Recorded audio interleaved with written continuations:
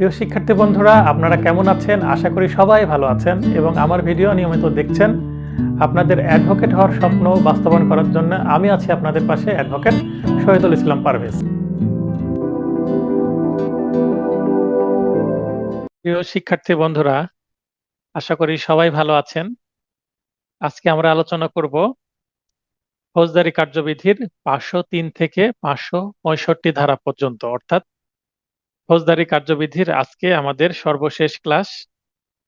এরপরে আগামীকালকে ছুটি থাকবে এবং মঙ্গলবার একটি বিশেষ ক্লাস হবে ফৌজদারি কার্যবিধির ওভারঅল কারো কোনো প্রবলেম থাকলে, এবং পরের দিন বুধবার এমসিকিউ টেস্ট হবে, মেগা টেস্ট, ক্লাস টেস্ট বা মেগা টেস্ট যেটাই বলি না কেন, 100 নম্বরের।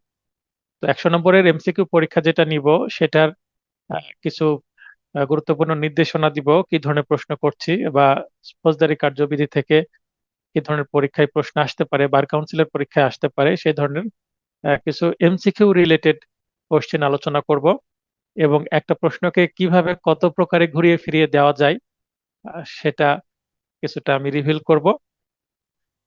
তারপরে বুধবারে পরীক্ষা হবে। বুধবারে পরীক্ষার পরে আমরা সুনির্দিষ্ট প্রতিকার আইন শুরু করব এবং সুনির্দিষ্ট প্রতিকার আইনের কবে থেকে শুরু করব সেই বিষয়ে বুধবারে আমি জানিয়ে দিব। আশা করছি বুধবারে পরীক্ষা নিলে রাত্রে রেজাল্ট দিতে না পারলে পরের দিন রেজাল্ট দিয়ে দিব বৃহস্পতিবারে।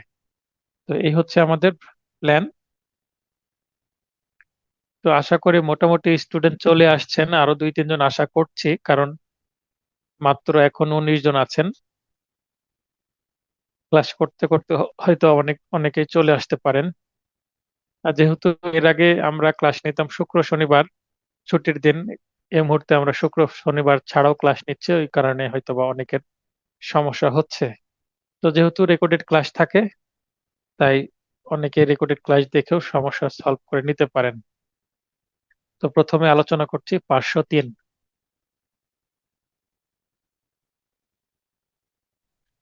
আমি একজনকে লাইনে ডেকে নিচ্ছি, একটু অডিও ভিডিও ঠিক আছে কিনা সেটা জানার জন্য। আফিফা, আফিফা, আপনি একটু লাইনে আসবেন দয়া করে। স্যার আসসালামু আলাইকুম। ওয়ালাইকুম আসসালাম, কেমন আছেন আপনি? স্যার আলহামদুলিল্লাহ ভালো আছি স্যার। আচ্ছা, ঘুম ঘুম লাগছে আপনার মনে হচ্ছে। না ঘুম স্যার। হয়নি? আর না আপনি, স্যার। আপনার রাত জাগতে কষ্ট হয় এটা আমি জানি, যাই হোক, তো কষ্ট করেন, কষ্টের ফল আশা করি পাবো আমরা। জি জি। তো আজকে আমরা আলোচনা করব 503 থেকে 565, অর্থাৎ সিআরপিসির সর্বশেষ ক্লাস। আমার অডিও অর্থাৎ আরো জোরে বলতে হবে কিনা বা স্বাভাবিক কথা শোনা যাচ্ছে কিনা সেটা আমি জানতে চাচ্ছি। জি স্যার, ঠিক আছে স্যার সব। আর ভিডিও লিখা দেখা যাচ্ছে? জি জি আলো জি। যথেষ্ট আছে? জি জি আচ্ছা, স্যার। Thank you. আপনার যেহেতু নয়েজ হচ্ছে না, আপনি লাইনে থাকবেন, কোনো প্রবলেম হলে আমাকে কথা বলতে পারবেন, ঠিক আছে? জি আর স্যার। আপনি যদি নিজে সেখানে কোনো কথা বলতে চান ফ্যামিলির কারোর সাথে, তাহলে মিউট করে দিয়ে কথা বলবেন, আর তাছাড়া আপনি লাইনে থাকতে পারবেন। তো জি ঠিক আছে, স্যার। আমরা প্রথমে আলোচনা করছি 503। 503 বলা হচ্ছে সাক্ষীর জন্য কমিশন, কমিশনের গঠনটা কেমন হবে ও কার্যবিধি কেমন হবে। কমিশন কি জিনিস সেটা আমরা সিপিসি তে জানি। কমিশন কি? মানে কোর্টের একটা হোম ডেলিভারি। আমি রেস্টুরেন্টে গেলাম, অর্ডার করলাম, অর্ডার যে মেনু থেকে অর্ডার করলাম, খাবার আসলো কিছুক্ষণ পর, আমি খেলাম, বিল দিয়ে চলে আসলাম, এটা হচ্ছে রেস্টুরেন্টে বসে খাওয়া দাওয়া করা। তেমনি আমাদের বিচার, যারা প্রার্থী তারা বিচার নিতে কোথায় যাবে? কোর্টে যাবে, অর্থাৎ মামলার সকল কার্যক্রম কোর্টে হবে। এটা সাধারণ নিয়ম। আমরা যেমন রেস্টুরেন্টে গিয়ে খাবো, এটা স্বাভাবিক নিয়ম, তেমন কোর্টে গিয়ে মামলা, বাদী মামলা করবে, বিবাদী আসবে বা আসামি আসবে, এটাই নিয়ম। তো এটার একটা ব্যতিক্রম কি, যেমন এখন রেস্টুরেন্ট মডার্ন যুগ হয়ে গেছে, হোম ডেলিভারি, ফুড পান্ডা সহ আরো অনেকের। ফুড পান্ডা কিন্তু আমার কোনো পেমেন্ট দেয়নি, এই দেখাচ্ছে তাদের কথা বলার জন্য। তো জাস্ট উদাহরণস্বরূপ বলছি। তো ফুড পান্ডা সহ অন্যান্য যারা ডেলিভারি কাজটা করছে তারা বাসায় পৌঁছে দিচ্ছে কাজটা। আমরা খুব সহজেই আমরা কোনো খাবার সহ অন্যান্য জিনিস পেয়ে যাচ্ছি। যেমন আমি আজকেও সম্ভবত মধু অর্ডার করলাম আজকে, 2 লিটারের একটা কোম্পানির, ভালো লাগলো, অর্ডার করে দিলাম, চলে আসবে আশা করছি 2-1 দিনের মধ্যে। তো এখন আমরা অনেকটা অনলাইন হয়ে সুবিধা হয়েছে, যেমন অনলাইন হয়ে আমার সাথে আপনাদের কানেকশন হয়েছে। তো এই যে দূর থেকে আমরা কোনো কিছু পাচ্ছি, হোম ডেলিভারি পাচ্ছি, তো এই জিনিসগুলো কোর্টেরও আছে। কোনো মানুষ যখন কোর্টে আসতে পারছে না, সমস্যা, তখন কোর্ট সে মানুষের দ্বার প্রান্তে চলে যাবে। একটা কিছুদিন সম্ভবত বছর খানেক হয়ে গেছে, একটা ইন্ডিয়ার ঘটনা ভাইরাল হয়েছিল, যে একজন জাস্টিস, ইন্ডিয়ান কোন প্রদেশের, সেটা আমার এক্সাক্ট মনে নেই, কিন্তু একজন জাস্টিস তিনি কোর্টে যাওয়ার সময় লক্ষ্য করেছেন যে একজন বিচার প্রার্থী, বয়োজ্যেষ্ঠ মহিলা, উনি কোর্টের বারান্দার সিঁড়িতে বসে আছেন, উপরে যেতে পারছেন না, কষ্ট হচ্ছেন। তখন তিনি নিজে থেকে কি করেছেন, যে বলেছেন খোঁজ নিতে যে ওখানে যিনি বসে আছেন উনি কে। তখন মানে ওনার মনে হয়েছে চেনা চেনা লাগছে, যে উনি সম্ভবত মামলার একজন কি পক্ষ, পার্টি, যে কোর্টে উঠতে পারছেন না। উনি আগের হিয়ারিং এ দেখেছেন যেহেতু, কিছুটা উনি মনে রেখেছেন। তো কোর্ট থেকে একজন লোক গিয়ে খোঁজ নিয়েছেন যে হ্যাঁ উনি পার্টি, আজকে হিয়ারিং আছে ওনার, ওনার উঠতে কষ্ট হচ্ছে, ভিড় অনেক। তখন উনি বলেছেন যে ঠিক আছে, ওনার যে শুনানি মামলার, সেই শুনানিটা ওই সিঁড়িতে বসেই আমি নিব, ওনার পাশে গিয়ে সিঁড়িতে বসে আমি হিয়ারিংটা করব, এবং সেখানে কোর্টটা অ্যারেঞ্জ হবে ছোট করে। তো এইখানে এই জিনিসটা খুবই মহৎ কাজ উনি করেছেন, এই কারণে সেটা ভাইরাল হয়েছে।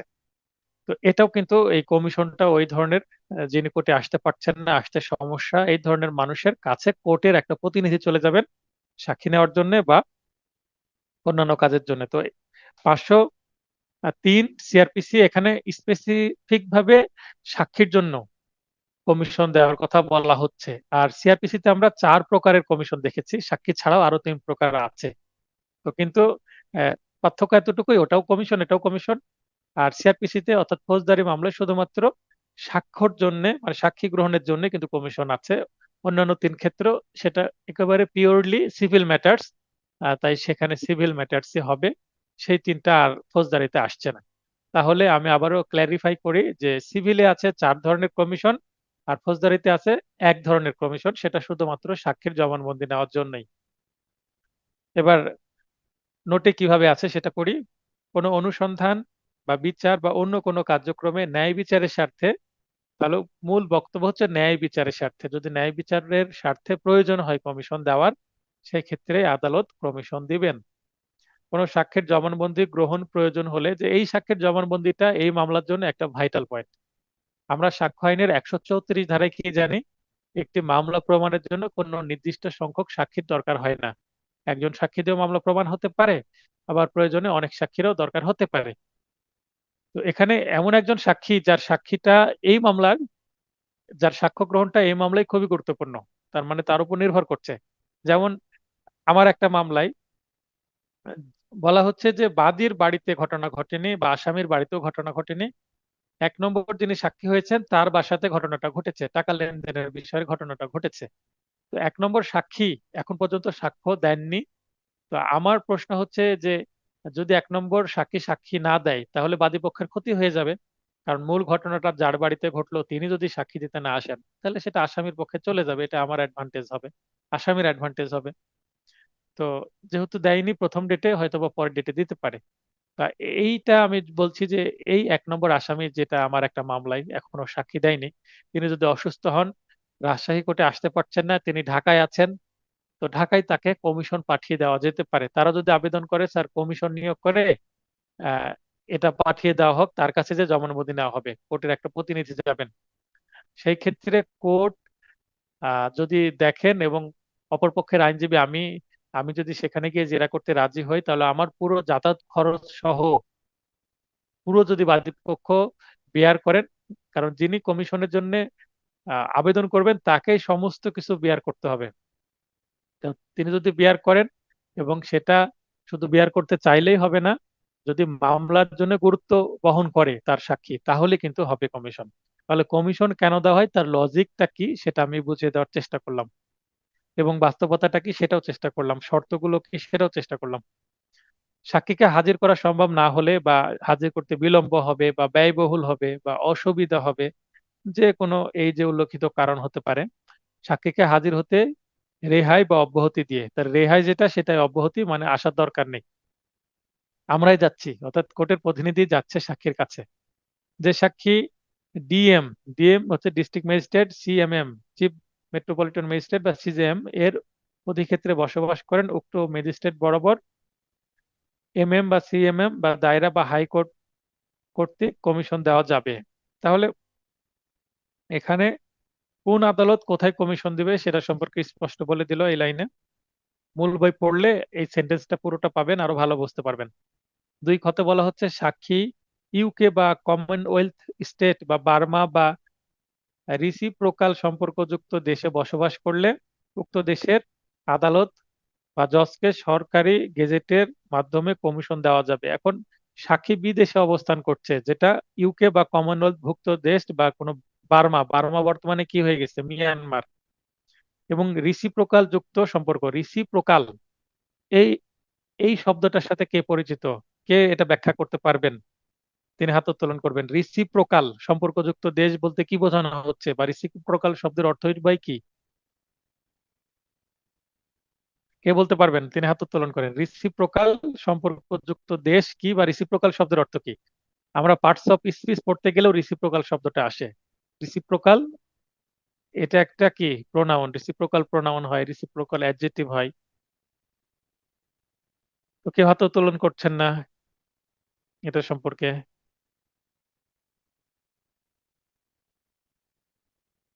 আচ্ছা, কাকে প্রশ্ন করা যায়? নিজে থেকে আসতে চাচ্ছে না, কিন্তু আমি কাকে প্রশ্ন করব সেটা চিন্তা করছি।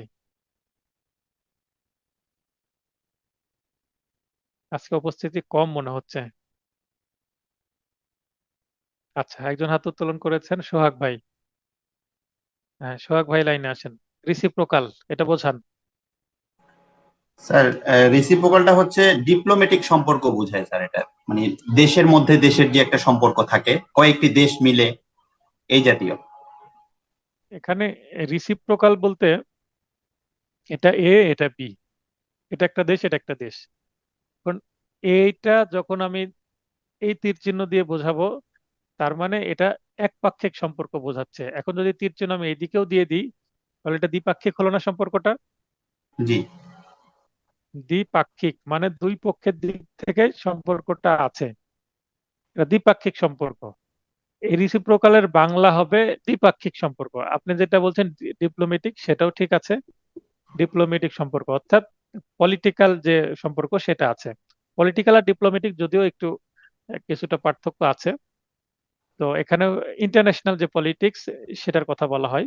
তো ডিপ্লোমেটিক সম্পর্ক আছে, এবং মানে দুই ধরনের সম্পর্ক আসলে থাকে, একটা বাণিজ্যিক একটা ডিপ্লোমেটিক। এখানে বাণিজ্যিক সম্পর্ক থাক বা না থাক সেটা ম্যাটার করছে না, আইনে বাণিজ্যিক সম্পর্কের খুব একটা প্রভাব নেই, কিন্তু ডিপ্লোমেটিক সম্পর্কে প্রভাব আছে। এম্বাসি বা হাই কমিশন আছে কিনা সেই দেশের বাংলাদেশে, এবং বাংলাদেশের হাই কমিশন সেই দেশে আছে কিনা। এটা কি তার শুধু মানে দুইটা দেশ মিল করবে নাকি স্যার কয়েকটা দেশ মিলেও এরকম করতে পারে? মনে করেন বাংলাদেশ,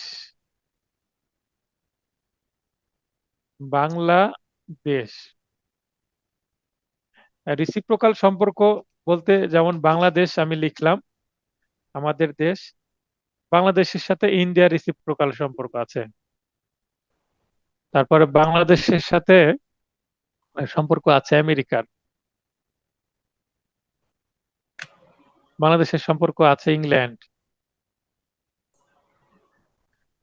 ইউএসএ বললে আরো যত স্টেট চলে আসছিল। আর তারপরে যদি বলি ইউকে, তাহলে ইউনাইটেড কিংডম, অর্থাৎ 4টা দেশ চলে আসলো এর মধ্যে। তারপর চায়না, এই ধরনের অসংখ্য দেশ। তো এখানে আমি একটা দেশের নাম লিখছি, এখানে একটা লিখলাম, এখানে লিখলাম, এখানে এখানে। তো এটার সাথে এটা, এটা এটার সাথে এটা, এটা এটার সাথে এটা, এটা এটার সাথে এটা। তার মানে বাংলাদেশের সাথে চায়নার সম্পর্ক আছে, চায়নারও বাংলাদেশের সাথে আছে। এইভাবে আমি যেটা চিত্র দেখাচ্ছি এটাই একটা রিসিপ্রোকাল সম্পর্কের উদাহরণ দিলাম। তো এই রিসিপ্রোকাল সম্পর্ক অর্থাৎ পারস্পরিক দ্বিপাক্ষিক সম্পর্ক, শুধু এক পক্ষ না। অর্থাৎ একটা যদি ইন্টারন্যাশনাল ট্রিটি সংশোধন করা হয়, কিছু চুক্তি সংশোধন করা হয় আন্তর্জাতিক, সে চুক্তির সিগনেটরি রাষ্ট্র উভয়, বাংলাদেশও আবার ইন্ডিয়াও। আশা করি ক্লিয়ার করতে পেরেছি। এটা হচ্ছে রিসিপ্রোকাল। রিসিপ্রোকাল বলতে আমিও তুমিও, মানে আমি শুধু একা হেল্প করব তা না, আমাকেও হেল্প করতে হবে। তার মানে বাংলাদেশ ইন্ডিয়া থেকে হেল্প নিবে, ইন্ডিয়া থেকে হেল্প দিবেও। এটা হচ্ছে রিসিপ্রোকাল। শুধু নিব দিব না তা না, নিতেও হবে দিতেও হবে, ব্যাপারটা এরকম। তো এই রিসিপ্রোকাল দেশভুক্ত মানে সম্পর্কযুক্ত যে দেশ, যেমন ইন্ডিয়াতে বসবাস করছে কোনো একজন ব্যক্তি যার সাক্ষ্য একটা মামলায় খুবই জরুরি, সেক্ষেত্রে ইন্ডিয়া থেকে তাকে নিয়ে আসা ব্যয়বহুল একটা বিষয় যদি হয়ে যায়, তো এখানে তাকে কমিশন পাঠিয়ে দিতে হবে ইন্ডিয়াতে। বরং কমিশন পাঠানোই যদি সহজ হয়, বা সে আসতে চাচ্ছে না কারণ তার কোনো ইন্টারেস্ট নাই, কিন্তু তার স্বাক্ষরটা নেওয়াটা জরুরি, বাদী চাচ্ছে যে যতই খরচ হোক আমি তাকে সেখানে কমিশন পাঠিয়ে তার সাক্ষ্যটা নেওয়ার ব্যবস্থা করব, কারণ তার সাক্ষ্য হলে এই মামলায় তার জিতে যাওয়ার সম্ভাবনা আছে। তো পরিস্থিতি যেটাই হোক, এগুলো রেয়ার কেস, কারণ এগুলো কিন্তু আমরা পড়ছি অতিরিক্ত কার্যক্রম, এগুলো কিন্তু রেগুলার কার্যক্রম না। সব মামলায় কমিশনের দরকার হয় না, আর আর সবাই কমিশন চায় না।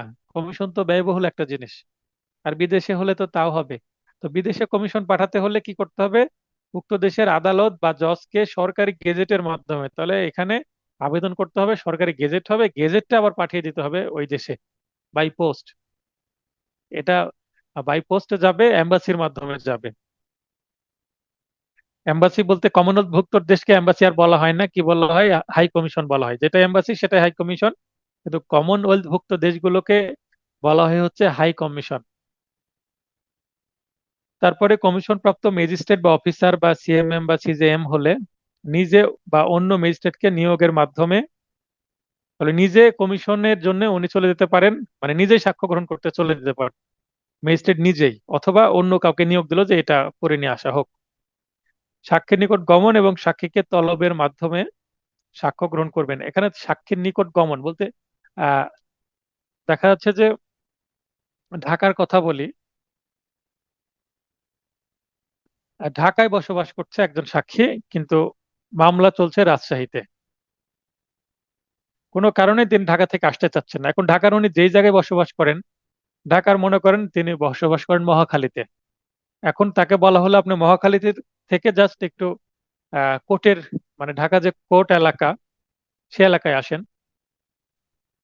বা কোনো একটা কোর্টে আসার কথা বলছে, বা তার তার মানে একটা কোর্টে তাকে আসতে বলছে, সেই কোর্টে হবে, অথবা তার বাসাতেও চলে যেতে পারে, যেটা মনে করেন। তার মানে তলব করা মানে তাকে জাস্ট কাছাকাছি একটা জায়গায় আসতে বলা, তার সুবিধাজনক কোনো জায়গায়, অথবা তার বাসাতেই, বা তিনি যেখানে চাচ্ছেন সাক্ষী, সেখানে কোর্ট চলে যেতে পারে। তো এটাই বলা হলো। তো এটাই হচ্ছে কমিশন, যেটা আমরা কোথায় পাই? আর সাক্ষ্য আইনের 32 ধারাতেও পাই, যে কাদেরকে নিয়ে আসা যায় না, তার মধ্যে নিখোঁজ ব্যক্তি, তারপর যিনি মারা গেছেন ডাইং ডিক্লারেশন দিয়েন, এছাড়াও আরো কিন্তু 6 জন আছেন। মোট 8 জন ব্যক্তিকে নিয়ে আসা যায় না কোর্টে। তো কোর্টে যেহেতু নিয়ে আসা যায় না, কমিশন দেওয়া যাবে। সাক্ষ্য আইনও কিন্তু এই সাক্ষীকে পারমিট করছে। তার মানে আমরা 503-এর সাথে সাক্ষ্য আইনের 32 ধারার কানেকশনটা পাই। এরপরে আমরা চলে যাই 504। 504-এ বলা হচ্ছে মেট্রোপলিটন এলাকায় অবস্থানকারী সাক্ষীর ক্ষেত্রে কমিশনটা কেমন হবে? উক্ত মেট্রোপলিটন ম্যাজিস্ট্রেট বা এমএম সাক্ষীকে হাজির করে নিজ আদালতে বিচারাধীন মামলার মতোই সাক্ষ্য গ্রহণ করবেন। তাহলে আদালতে যেভাবে সাক্ষ্য গ্রহণ হয় সেইভাবেই সাক্ষ্য গ্রহণ করবেন, সেটা বোঝানো হচ্ছে। আর সিএমএম কে কমিশন দেওয়া হলে নিজের যাবতীয় ক্ষমতা ও কর্তব্য অধীনস্থ কোনো এমএম এর উপর অর্পণ করতে পারবেন। সিএমএম কে বললো কমিশন দিচ্ছে, সিএমএম কে দায়রা জজ কমিশন দিতে পারে বা হাইকোর্ট কমিশন দিতে পারে। তো যদি হাইকোর্ট কমিশন দেয়, সেই ক্ষেত্রে তিনি আবার তার উপর যে দায়িত্বটা দেওয়া হলো, সেই দায়িত্ব আর আরেকজনের উপরে কি করতে পারেন? ডেলিগেট করতে পারেন বা অর্পণ করতে পারেন। তো কাউকে যখন কোনো ক্ষমতা দেওয়া হয়, সেটা আবার কি করা যেতে পারে? ডেলিগেট করা যেতে পারে, বা আরেকজনের উপর চাপিয়ে দেওয়া যেতে পারে। সেক্ষেত্রে তিনি কাজটি করে দিবেন। তো এখানে হাইকোর্ট কখন দিবে? যখন এক জেলা থেকে আরেক জেলার, মানে ইন্টারসিটি কোনো ম্যাটার্স হবে, মানে এক জেলায় মামলা চলছে আর আরেক জেলায় সাক্ষী আছে, তখন রাজশাহীর সিএমএম কোর্টে আবেদন করা হলো, সিএমএম কোর্ট তখন একটা চিঠি পাঠিয়ে দেবে হাইকোর্টে। হাইকোর্ট তখন যে জেলায় সাক্ষী আছে সেই জেলার কোর্টকে নির্দেশনা দিয়ে দিবে। তার মানে হাইকোর্ট নির্দেশনা দিচ্ছে ওই কোর্টের যেই এলাকাতে সাক্ষী আছে সেই এলাকার কোর্টকে, তখন সেই এলাকার কোর্ট সেটার ব্যবস্থা নিচ্ছে, এবং যেটা সাক্ষ্য গ্রহণ করা হচ্ছে সেটা আবার চলে আসছে সংশ্লিষ্ট যে কোর্ট কমিশন পাঠিয়েছেন সেই কোর্টে। তো এই পুরো বিষয়টা অনেকটা পুলিশের যে প্রশাসন বিষয়টা চলে, যে এক থানার আসামি অন্য থানায় এলাকায় যে আত্মগোপন করেছে, তো পুলিশ রিকোয়েস্ট করলো, রাজশাহীর বোয়ালিয়া থানার পুলিশ আর ঢাকার সবুজবাগ থানার পুলিশকে রিকোয়েস্ট করলো যে একটা আসামি আপনার এলাকায় আছে, ধরে পাঠিয়ে দেন, আমরা আর যাচ্ছি না। তখন ধরে পুলিশের যে প্রিজন ভ্যান আছে সে ভ্যানে করে পাঠিয়ে দিবে, অথবা যে গাড়ি আছে সে গাড়িতে করে পাঠিয়ে দিবে। তো যাই হোক, এটা হচ্ছে প্রসিডিউর, অনেকটা এরকমই, যেটা সুবিধাজনক হয় সেটাই ব্যবহার করা হয়। 509 চিকিৎসক সাক্ষ্যের জবানবন্দি। তাহলে চিকিৎসক যিনি কোনো পোস্টমর্টম করেছেন বা কোনো রিপোর্ট দিয়েছেন বা কোনো ডিএনএ টেস্টের রিপোর্ট দিয়েছেন, তিনি চিকিৎসক, মানে তিনি একজন এক্সপার্ট। তো এক্সপার্টের সাক্ষী যখন নেওয়া হবে, কখন সাক্ষী নেওয়া হবে? যখন কোনো এমসি বা মেডিকেল সার্টিফিকেট থাকবে মামলায়, বা কোনো ডিএনএ সার্টিফিকেট, ডিএনএ টেস্টের রিপোর্ট থাকবে, বা কোনো ব্লাড টেস্টের রিপোর্ট থাকবে, এটসেট্রা, যেখানে ডাক্তার কোনো এক্সপার্ট হিসেবে কোনো মামলায় ভূমিকা পালন করেছেন, তার কোনো রিটেন ডকুমেন্ট আছে বা তার কোনো প্রতিবেদন আছে বা সার্টিফিকেট আছে, সেক্ষেত্রে তাকেও কিন্তু মামলায় ডাকা যেতে পারে। বিশেষ করে রেপ কেসের মামলায় যখন রেপ টেস্ট করা হয়, রেপের মানে কোনো আলামত আছে কিনা, কোনো সিমেন আছে কিনা, বা কোনো ব্লিডিং থাকলে, কোনো পোশাক আশাকে যে ব্লাডের স্টেন বা দাগ, সেগুলো টেস্ট যদি করা হয়ে থাকে, এবং অন্যান্য যে টেস্ট করা হয়ে থাকে, সেগুলো যদি ডাক্তার করে থাকে, তো ডাক্তারকে, যেহেতু গুরুত্বপূর্ণ মামলা, সাক্ষীতে ডাকা হয়। কিন্তু ছোটখাটো মামলায় যদিও, যেমন পেনাল কোডের ছোট মামলা, 323, 324, 25, 307, এই ধরনের মামলায় যেখানে খুব গুরুতর আঘাত নাই, 326 হলে অনেক সময় ডাক্তারকে ডাকা হয়, কিন্তু 326 না থাকলে সাধারণত সাধারণত আইও দিয়ে কাজ হয়ে যায়, ডাক্তারকে লাগে না। তারপরেও যদি প্রসিকিউশন পক্ষ মনে করে যে আমরা ডাক্তারকে এখানে সাক্ষী করব, আইও যদি মনে করেন ডাক্তারকে সাক্ষী করব, বা কোর্ট যদি সাক্ষী হিসেবে তলব করতে চান, তাহলে করবেন। মামলার গুরুত্ব বিবেচনায় করা হয়। সাধারণত ছোট মামলায় ডাক্তারকে ডাকা হয় না, এমসিতে যা লেখা আছে সেটাই। তা আসামির উপস্থিতিতে ম্যাজিস্ট্রেট কর্তৃক গৃহীত ও স্বাক্ষরিত কমিশনে গৃহীত, এখানে ডাক্তার সরাসরি চলে আসতে পারবেন, অথবা ডাক্তারের কাছেও কমিশন পাঠানো যেতে পারে। সিভিল সার্জন বা চিকিৎসক সাক্ষীর জবানবন্দি গ্রহণ করার পদ্ধতি এটা। সাক্ষী হিসাবে ডাকা না হলেও অনুসন্ধান বা বিচার অন্য কার্যক্রমে সাক্ষ্য হিসাবে প্রদান করা যাবে। তার মানে ডাক্তার নিজে যদি তার যে মেডিকেল সার্টিফিকেট বা এমসি এর সপক্ষে সাক্ষী দিতে, মানে পার্সোনালি না আসেন, তবুও তার যে এমসি সেটা কিন্তু মামলায় একটা গুরুত্বপূর্ণ সাক্ষী হিসাবে, ডকুমেন্টারি এভিডেন্স হিসাবে ব্যবহার করা যাবে, সেটাই বলা হচ্ছে। আর যদি ডাক্তার আসে, ডাক্তার যদি জবানবন্দি দেয়, তাহলে অপরপক্ষ অর্থাৎ আসামি পক্ষ ডাক্তারকে কিন্তু জেরা করতে পারবেন। চিকিৎসক সাক্ষীকে সমন ও পরীক্ষা করা যাবে। এই যে চিকিৎসক সাক্ষীকে সমন ও পরীক্ষা করা যাবে, তার মানে সাক্ষীকে সমন দেওয়া হলো, কোর্ট সমন দিলেন, ডাক্তার আসলেন, এবং তাকে পরীক্ষা করা যাবে। পরীক্ষা বলতে জবানবন্দি প্লাস ক্রস এক্সামিনেশন, মানে examination in chief and cross examination উভয়কে বোঝানো হচ্ছে। যেখানে এক্সামিনেশন ইন চিফ থাকবে, সেখানে ক্রস এক্সামিনেশনের কি তৈরি হবে? অধিকার তৈরি হবে ডিফেন্স পক্ষ থেকে, অর্থাৎ আসামি পক্ষ থেকে। বাদী পক্ষ বা প্রসিকিউশন পক্ষ যখনই কোনো সাক্ষী এসে জবানবন্দি দিবে, তখনই সেখানে জেরা করার অধিকার তৈরি হবে। 509 ময়না তদন্তের রিপোর্ট। ময়না তদন্ত, পোস্ট মর্টেম, আপনারা এখানে লিখেও নিতে পারেন ইংলিশে, পোস্ট মর্টেম। ময়না তদন্তের রিপোর্ট প্রস্তুতকারী চিকিৎসক, তাহলে যিনি পোস্টমর্টম করেছেন সেই চিকিৎসক যদি মারা যান, অর্থাৎ মামলার পোস্টমর্টম হয়েছে 2020 সালে, আর মামলার সাক্ষী গ্রহণ হচ্ছে 2023 সালে, এই 3 বছরে ডাক্তার, মানুষ তো মারা যেতে পারেন। তো যদি মারা যান তাহলে, বা দেশের বাইরে অবস্থান করেন, দেশের বাইরে তো ডাক্তার প্রায় অবস্থান করেন সেমিনারে বা কোনো উন্নত চিকিৎসার, মানে শিখতে, মানে ট্রেনিং নিতে, অথবা কোনো ডিগ্রি নিতে কিন্তু বাইরে চলে যান ডাক্তার অনেক সময়। তো আদালতে উপস্থিত হতে অপারগ হলে কোনো কারণে, ওই যে 32 ধারা প্রযোজ্য হয়ে যাবে এখানে, তাকে তলব না করেই কোনো অনুসন্ধান বা বিচার বা অন্য কার্যক্রমে ময়নাতদন্তটি সাক্ষ্য হিসেবে গ্রহণ করা যাবে। একই বক্তব্য, ঠিক আগের ধারে যেটা বলা হলো। তাহলে তাকে যদি নিয়ে আসা সম্ভব না হয় বা নিয়ে আসা প্রয়োজন মনে না হয়, তাহলে তাকে আসার দরকার নেই, তিনি যে রিপোর্টটা দিয়েছেন সেটাই সরাসরি গ্রহণ করা হবে। 514, জামিননামা বাজেয়াপ্তির ক্ষেত্রে মুচলেকাবদ্ধ ব্যক্তি কর্তৃক জরিমানার টাকা পরিশোধ না করা হলে, এই যে আমরা গতদিন জামিনদার, জামিননামা এগুলো জানতে পারলাম 96, 97, 98 এবং 99 ধারা 400। তো এখানে যে স্থানীয় জামিনদারের কথা বলা হচ্ছে, লোকাল সিওরিটি, তো তিনি যদি দেখাচ্ছে জামিননামাটা যদি বাজেয়াপ্তি হয়, তাহলে এই জামিননামায় উল্লেখিত যে বন্ডে উল্লেখিত টাকা, অনেক সময় বলে 500 টাকার বন্ডে, 1000 টাকার বন্ডে, 10,000 টাকার বন্ডে, এই টাকা কিন্তু স্থানীয় জামিনদারকে দিতে হবে। সেটার বিধান কোথায় আছে? এই যে 514-তে। আর তিনি যদি দিতে না পারেন বা দিতে অস্বীকার করেন, তাহলে 6 মাস পর্যন্ত দেওয়ানি কারাগারে আটক রাখা যাবে। আমাকে এখানে কেউ লজিক দেন, কে বলবেন যে 514-তে বলছে জামিনদার টাকা দিতে না পারলে, অর্থাৎ জামিনদারের দায়িত্ব ছিল এই আসামি নিয়মিত হাজিরা দিবে, নিয়মিত হাজিরার শর্তে অবশ্যই জামিন দেওয়া হয়, যে পলাতক হবে না।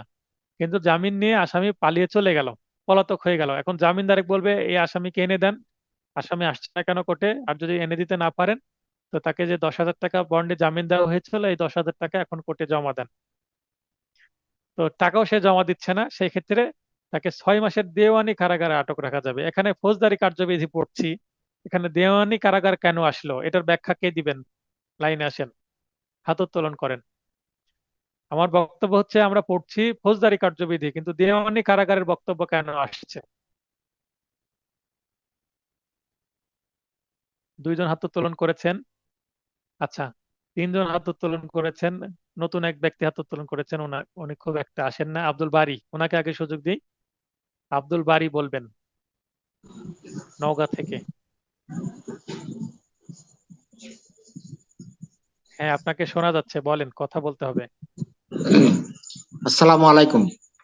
হ্যাঁ, ওয়ালাইকুম আসসালাম। হ্যাঁ, বারী সাহেব বলেন। জি স্যার, দেওয়ানি কারাগারের কথা বলা হচ্ছে যে নির্দিষ্ট একটা মেয়াদের কারণে, যে 6 মাস যেহেতু উল্লেখ আছে দেওয়ানি কারাগারের কারণে, ওই 6 মাসকে উল্লেখ করতে গিয়ে দেওয়ানি কারাগারের কথা বলা হচ্ছে, যে জামিনদার যদি মানে ইয়াটা ফেল করে। না, আমার আমার প্রশ্নটা হচ্ছে দেওয়ানি কারাগার কেন? 6 মাসের সশ্রম বা বিনাশ্রম কারাদণ্ড হতে পারে। কারাদণ্ড আর দেওয়ানি কারাগার এক জিনিস নয়। না, আমার বক্তব্য যেহেতু ছয় দেওয়ানি মাসের কারাগারে তো সশ্রম হয় না, দেওয়ানি কারাগার অলওয়েজ বিনাশ্রম হয়, এটা আমরা জানি স্যার।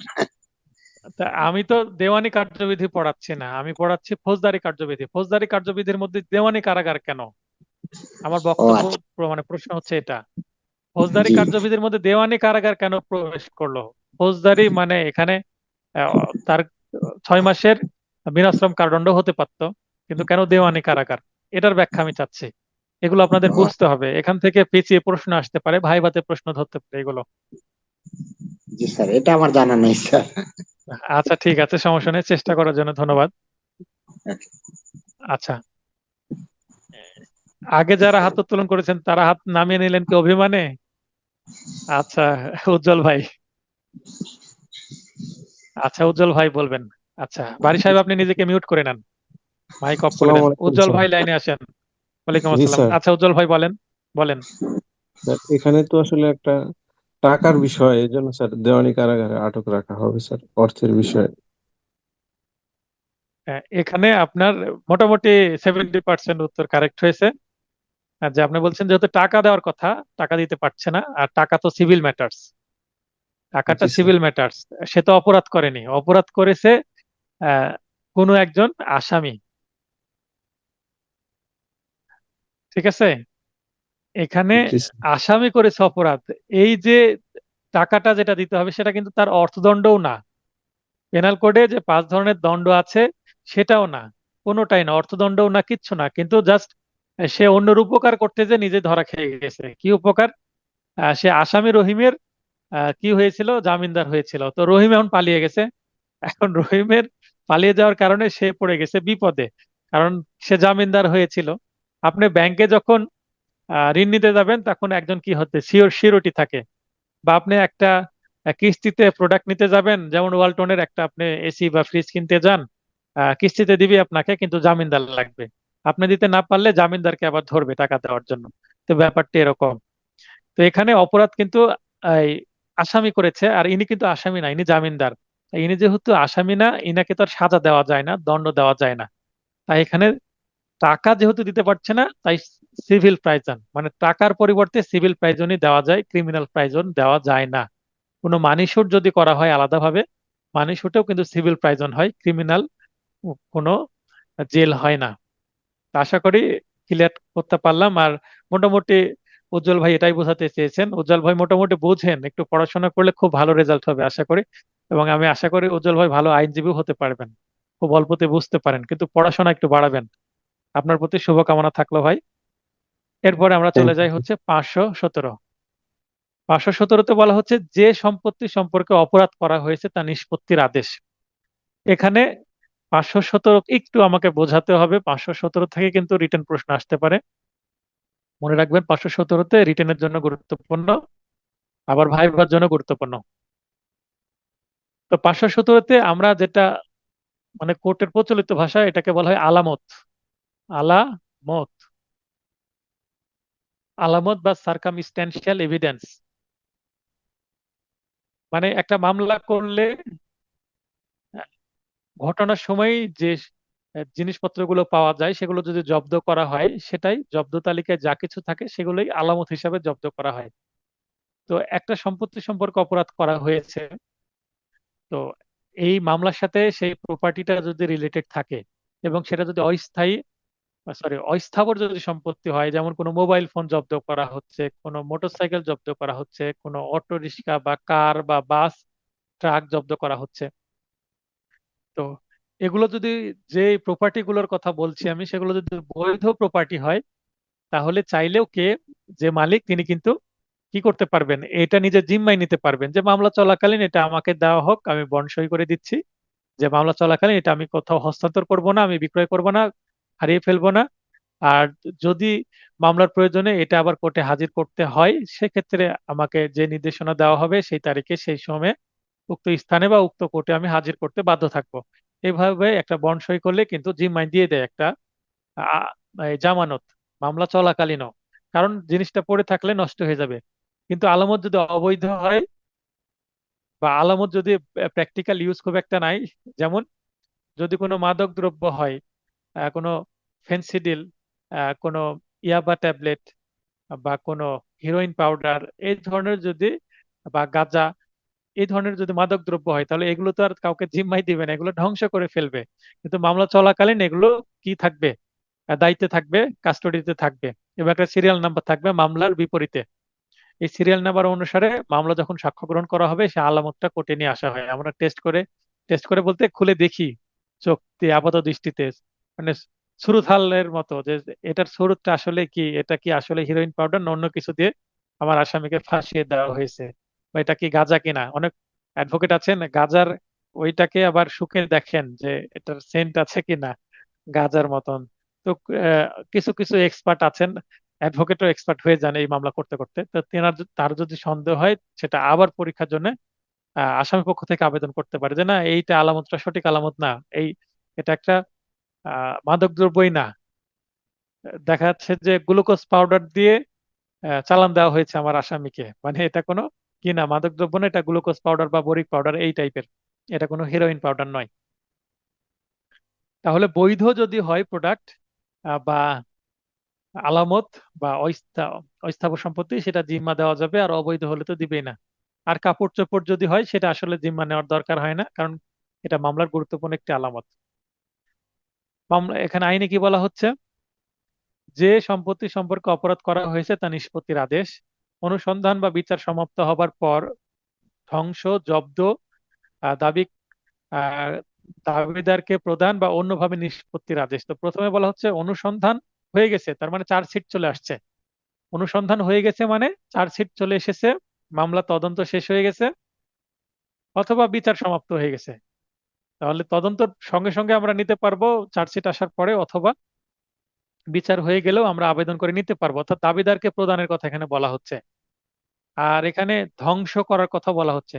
অবৈধ হলে ধ্বংস করা যাবে, আর বৈধ হলে জিম্মাই দেওয়া যাবে, সেটা আমি আগেই গল্পের মাধ্যমে আপনাদেরকে বুঝিয়ে দিয়েছি। হাইকোর্ট বা দায়রা জজের এমন আদেশ কার্যকরীকরণে নিজস্ব অফিসার ব্যর্থ হলে সিএমএম ডিএম উক্ত আদেশ কার্যকর করবেন। কোন আদেশ? এই ধ্বংসের আদেশ বা জিম্মাই দেওয়ার আদেশ। সম্পত্তিটি গৃহপালিত পশু বা দ্রুত স্বাভাবিক ক্ষয়শীল না হলে, উপধারা 4 অনুসারে দাবি না করলে, তাহলে উপধারা 4-এ জিম্মার দাবি করছে না। একটু পরে উপধারা 4টাও আমরা পড়ি। তার আগে এখানে যেটা বলছি যে 1 মাসের মধ্যে বা আপিল নিষ্পত্তি না হওয়া পর্যন্ত কার্যকরী হবে না। 4-এ কি বলা হচ্ছে সেটা পরে 3-এরটা আবার ব্যাখ্যা দিয়ে দিচ্ছি। 4-এ যেটা বলা হচ্ছে, জিম্মা ব্র্যাকেটে বলছি, এই শব্দটা প্রচলিত শব্দ। দাবিকৃত ব্যক্তি আদালতের সন্তুষ্টি সাপেক্ষে জামিনদার সহ অথবা জামিনদার ব্যতীত মুচলেকা বা বন্ড সম্পাদন করলে, যেটা আমি বললাম যে এটা আমি হস্তান্তর করব না, এবং আদালত চাইলে আদালতের নির্দেশিত স্থানে বা কোনো যে কোনো স্থানে আমি উক্ত সময়ে তারিখে হাজির করতে বাধ্য থাকবো। হাজির না করলে বন্ডে যে টাকার কথা বলা হবে, সাধারণত মোটরসাইকেলের দাম যদি 2 লক্ষ টাকা হয়, বন্ডও কিন্তু 2 লক্ষ টাকারই দিতে হয়। তার মানে এই মোটরসাইকেল সে যদি হস্তান্তর করে বা হারিয়ে ফেলে। তো যেটা আলোচনা করছি জিম্মা, অর্থাৎ 517-র উপধারা 4। দাবিকৃত ব্যক্তি অর্থাৎ জিম্মা, যে যিনি দাবি করছেন, অর্থাৎ যে আলামতটি কোনো গাড়ি হোক, মোবাইল ফোন হোক, কোনো মামলার সাথে কানেক্টেড, অর্থাৎ অপরাধের সাথে সংযোগ আছে যার, এই ধরনের সম্পত্তি, যেটা অবশ্যই অস্থাবর সম্পত্তি হতে হবে, সেটা জব্দ করে নিয়ে এসে মালখানায় রাখা হয় কোর্টের। তো এই দাবিকৃত ব্যক্তি আদালতের সন্তুষ্টি সাপেক্ষে জামিনদার সহ বা ব্যতীত মুচলেকা বা বন্ড সম্পাদন করে আদেশটি আপিলে সংশোধনযোগ্য, অর্থাৎ বাতিল হলে, সংশোধন হলে বা বাতিল হলে আদালতে অর্পণের শর্তে। তো জিম্মা আদালত, আপিল আদালত কিন্তু জিম্মা আবার ক্যান্সেল করে দিতে পারে। এক উপধারায় উক্ত ব্যক্তিকে প্রদানে বাধা থাকবে না। অর্থাৎ যিনি দাবি করবেন তিনি যদি মালিক হন তাহলে তাকে দেওয়া যাবে। ব্যাখ্যা, অত্র ধারায় সম্পত্তি বলতে শুধুমাত্র কোনো পক্ষের দখলে থাকা সম্পত্তি বোঝায় না, বরং বিনিময় রূপান্তরের মাধ্যমে সৃষ্ট সম্পত্তি বোঝাবে। তাহলে কোনো বিনিময় বা রূপান্তরের মাধ্যমে সৃষ্ট কোনো সম্পত্তিকেও এই সম্পত্তি বলতে বোঝাচ্ছে। অর্থাৎ সম্পত্তির এখানে একটা ডেফিনেশন বা ব্যাখ্যা দেওয়া হচ্ছে 517 ধারায়। 522, 522-এ বলা হচ্ছে স্থাবর সম্পত্তি পুনরুদ্ধার ক্ষমতা। আমরা এসআর অ্যাক্টে কিন্তু এই স্থাবর সম্পত্তি পুনরুদ্ধারের বিষয়ে 8 ধারা এবং 9 ধারায় পড়েছি, সেটাই কিন্তু এখানে আবার 522-এ আছে সিআরপিসিতে। অপরাধমূলক বল প্রয়োগ, ভীতি প্রদর্শনের মাধ্যমে দখলকৃত সম্পত্তি উক্ত অপরাধের দণ্ডের তারিখ হতে 1 মাসের মধ্যে যে কোনো সময় দখল প্রদান।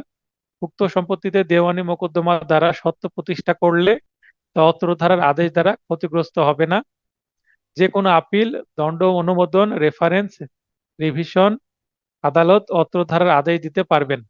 তাহলে আমরা এসআর অ্যাক্টে যেটা স্থাবর সম্পত্তি পুনরুদ্ধারের জন্য মামলা করার কথা বলি 8 ধারা এবং 9 ধারায়, 8 ধারাকে বেশি কানেক্ট করছে এই ধারাটি। তো এসআর অ্যাক্টে মামলা করলেও এই ফৌজদারিতে মামলা করা যাবে, অর্থাৎ দুইটা মামলাই চলবে, ফৌজদারি মামলাও চলবে আবার সিভিল মামলাও চলবে। এখন আমার একটা যদি সম্পত্তি কেউ নিয়ে নেয়, আমি ফৌজদারি কোর্টে মামলা করে সেটা কিন্তু উদ্ধার করতে পারবো। যদিও বাস্তবে এগুলোর প্র্যাকটিস খুব কম, কিন্তু আইন এখনো রহিত হয়নি, এই 522 ধারা এখনো চালু আছে। তার মানে ফৌজদারি আদালতও কিন্তু জমি সংক্রান্ত বিষয় কি করতে পারবেন, সিদ্ধান্ত দিতে পারবেন। কিন্তু এটা উক্ত সম্পত্তিতে দেওয়ানি মোকদ্দমা দ্বারা সত্ত্ব প্রতিষ্ঠা করলে সেটা দিতে পারবেন। সত্ত্ব প্রতিষ্ঠা করার তাহলে দায়িত্ব কার? শুধুমাত্র দেওয়ানি আদালতের। তার মানে ক্রিমিনাল কোর্ট কোনো স্থাবর সম্পত্তির মালিককে এটা কিন্তু বিচার করতে পারে না। মালিক নির্ধারণ করার দায়িত্ব এই দেওয়ানি আদালতেরই আছে, ফৌজদারি আদালতের মালিক নির্ধারণ করার দায়িত্ব নাই। তবে দেওয়ানি আদালত যদি করে দেয় সেক্ষেত্রে ফৌজদারি আদালত উদ্ধার করে দিতে পারেন সেটা করতে। তো এই ধারাটা স্থাবর সম্পত্তির থেকে দেখাচ্ছে যে এই যে ভয় ভীতি প্রদর্শন করে কারো বাড়ি নিয়ে নিচ্ছে, কারো প্লট নিয়ে নিচ্ছে, কারো পুকুর নিয়ে নিচ্ছে, তখন হয়তো ইনস্ট্যান্ট একটা সিদ্ধান্ত নেওয়া যেতে পারে 522-এ। কিন্তু এটাও আবার আমরা কিন্তু এডিএম কোর্ট মানে মাধ্যমে 145, 144 ধারাতেও আমরা একটা ইনস্ট্যান্ট রেমেডি পাই। সেক্ষেত্রে যে সংশ্লিষ্ট এসিল্যান্ড আছেন তিনি, তার ইনভলভমেন্ট চলে আসে। এই ধারার আমি বাস্তবে এখন পর্যন্ত কোনো মামলা দেখিনি, তবে আমার দেখা যাচ্ছে যে সিনিয়রের কাছ থেকে আরো হতে হবে 522 সম্পর্কে, যেহেতু বাস্তবে দেখিনি। 522 সম্পর্কে এর আগে কোনো এর আগে জুডিশিয়ারিতে বা বার কাউন্সিলে কোনো কি আসেনি, এমসিকিউ টেস্টও আসেনি 522 নিয়ে, তো খুব একটা গুরুত্বপূর্ণ না। তবে এটা আমার কাছে মনে হয়েছে, যেহেতু জুডিশিয়ারি ধারা থেকে প্রশ্ন করছে, এটা একটা ইন্টারেস্টিং জিনিস। কনফিউজড হবে অনেকেই, ক্রিমিনালের মধ্যে প্রবেশ করে আছে, তাই অনেকে এটা বুঝতে পারবে না যদি না পড়া থাকে, তাই আমি এটা দিয়ে দিয়েছি আপনাদের পড়িয়ে সতর্ক করার জন্য। কারণ এটা একটা ফাঁদ হয়ে যাবে অনেকের। কারণ সিভিল ম্যাটার যেটা এসআর অ্যাক্টে আছে সেটা কেন সিআরপিসি তে থাকবে? এখান থেকে প্রশ্ন করলে কিন্তু এটা পড়া না থাকলে অনেকে উত্তর করতে পারবে না, তাই এখান থেকে প্রশ্ন আসার সম্ভাবনা তৈরি হয়। মানে একটু ভিন্নভাবে ভাবলে, যদি চালাকি করে প্রশ্নকর্তা, তাহলে এখান থেকে প্রশ্ন করবেন আর কি। 524, জব্দকৃত সম্পত্তির দাবিদার 6 মাসের মধ্যে তা দাবি না করলে সরকারের হেফাজতে চলে যাবে। তাহলে কোন জব্দকৃত সিজার লিস্টের মাধ্যমে যে আলামত জব্দ করা হয়, সেটা 6 মাসের মধ্যে যদি কেউ জব্দ না করে, মানে দাবি না করে, কোন 6 মাস? মামলার সমাপ্ত হওয়ার পর, মানে রায় ঘোষণার 6 মাসের মধ্যে, মামলা চলাকালীন না। রায় ঘোষণা হয়ে গেছে, আপিল করা হয়নি, মানে মামলা নিষ্পত্তি হয়ে গেছে, এর 6 মাসের মধ্যে দাবি করতে হবে, আর না হলে সেটা কিন্তু সরকারের হেফাজতে চলে যাবে। আর মাদকদ্রব্য হলে তো সেটা ধ্বংস করে দিবে, অবৈধ দ্রব্য হলে ধ্বংস করে দিবে। আর যদি সেটা ব্যবহারযোগ্য বৈধ জিনিস হয়, তাহলে এটা 6 মাসের মধ্যে মালিককে দাবি করতে হবে। আপিল যদি হয়, আপিল নিষ্পত্তি হওয়ার 6 মাস পরে। আর যদি আপিল না হয়, তাহলে মূল মামলা নিষ্পত্তি হওয়ার, মানে জাজমেন্ট হওয়ার 6 মাসের মধ্যেই এটা দাবি করতে হবে। 525 মামলা ও আপিল স্থানান্তরের অর্থাৎ ট্রান্সফারের আপিল বিভাগের ক্ষমতা। আপিল বিভাগ বলতে সুপ্রিম কোর্টের আপিল বিভাগ, the appellate division of the supreme court of Bangladesh, এটাকে বোঝানো হচ্ছে। ন্যায় বিচারের লক্ষ্য উন্নয়ন বা পক্ষসমূহ সাক্ষীদের সুবিধার উদ্দেশ্যে। তাহলে এখানে গ্রাউন্ডস কি কি আছে, কি কি কারণে ট্রান্সফার করতে পারেন বা মামলা বদলি করতে পারেন আপিল বিভাগ? ন্যায় বিচারের লক্ষ্য উন্নয়ন, অর্থাৎ ন্যায় বিচারটাকে আরো সুনির্দিষ্ট করতে, অথবা পক্ষসমূহ সাক্ষীদের সুবিধার উদ্দেশ্যে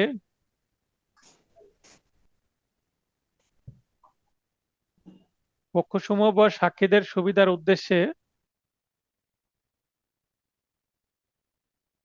কোনো বিশেষ মামলা বা আপিল স্থানান্তর করার আদেশ দিবেন। তাহলে মামলাও করা যাবে, আবার আপিলও বদলি করা যাবে, করতে পারবেন মহামান্য আপিল বিভাগ।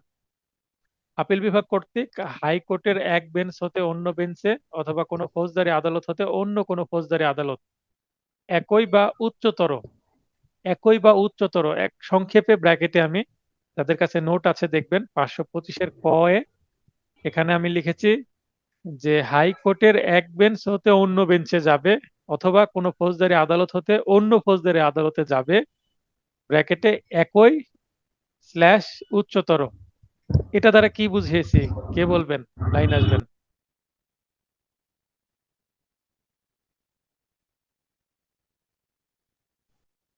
এটা দ্বারা আমি কি বুঝিয়েছি?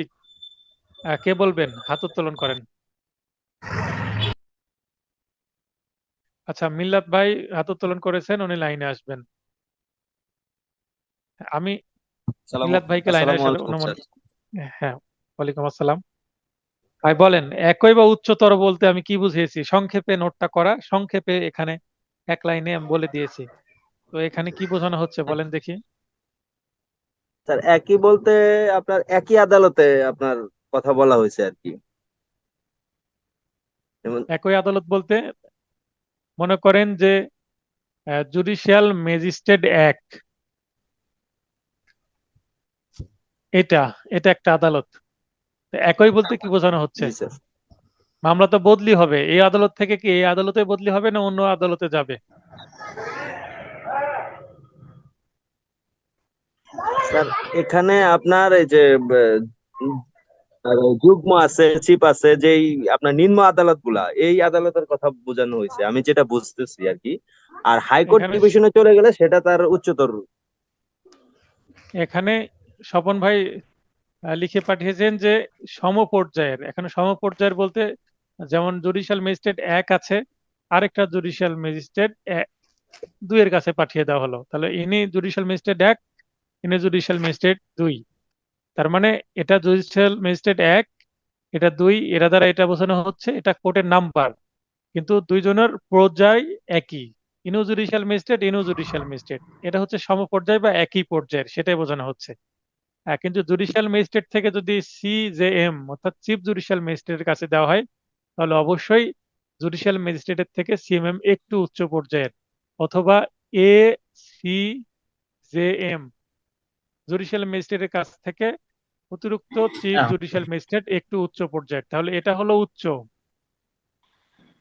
এটা হলো উচ্চ, আর এটা হলো সমপর্যায়ের। অর্থাৎ এই কোর্ট থেকে এই কোর্ট বা এই কোর্ট থেকে এই কোর্টে হলে সমপর্যায়ের, মানে একই পর্যায়ের। আর যদি এখান থেকে একটু উপরে যাই তাহলে উপরের। তাহলে এখানে আমার প্রশ্ন সবার জন্য, নয়েজটা কার হচ্ছে? আব্দুল বাতেন ভাই, আব্দুল বাতেন ভাই, আপনি দয়া করে আপনাকে যেহেতু পারমিশন দিইনি, আপনি বারবার লাইনে আসছেন, আপনার ওখান থেকে নয়েজ হচ্ছে। আব্দুল বাতেন ভাই, আপনার মাইকটা অন করবেন না প্রয়োজন ছাড়া।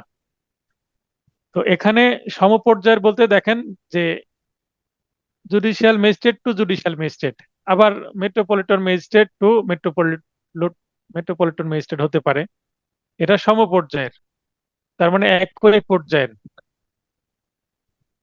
আর এখান থেকে যদি আমি উপর দিকে যাই, তাহলে এখানে সিএমএম যদি বলি বা এ সি এম এম বলি, তাহলে MM1 থেকে MM2 তে যদি দেওয়া হয় সমপর্যায় বা একই পর্যায়ের, আর এখান থেকে এখানে দেওয়া হোক বা এখান থেকে এখানে দেওয়া হোক, সেটা চলে গেল একটু উপরের দিকে, তার মানে উচ্চ পর্যায়ের। তো আমার বক্তব্য যে সিএমএম কোর্টে একটি মামলা আছে, এই মামলাটা হাইকোর্ট বদলি করে এই কোর্টে দিতে পারেন কিনা? আমার প্রশ্ন বুঝে উত্তর দিবেন।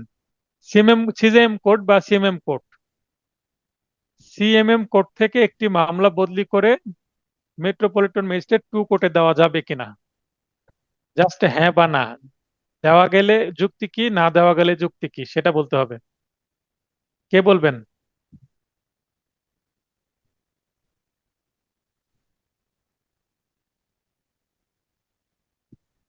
যিনি বলবেন হাত উত্তোলন করেন। আচ্ছা, জুডিশিয়াল ম্যাজিস্ট্রেট 1, তারপরে চিফ জুডিশিয়াল ম্যাজিস্ট্রেট, আর ইনার সমান সমান আবার আছেন ACJM, তার উপরে আছেন হচ্ছে সেশন জাজ কোর্ট, তার উপরে আছেন হাইকোর্ট ডিভিশন। তো এই দিকে উপরে উঠছে,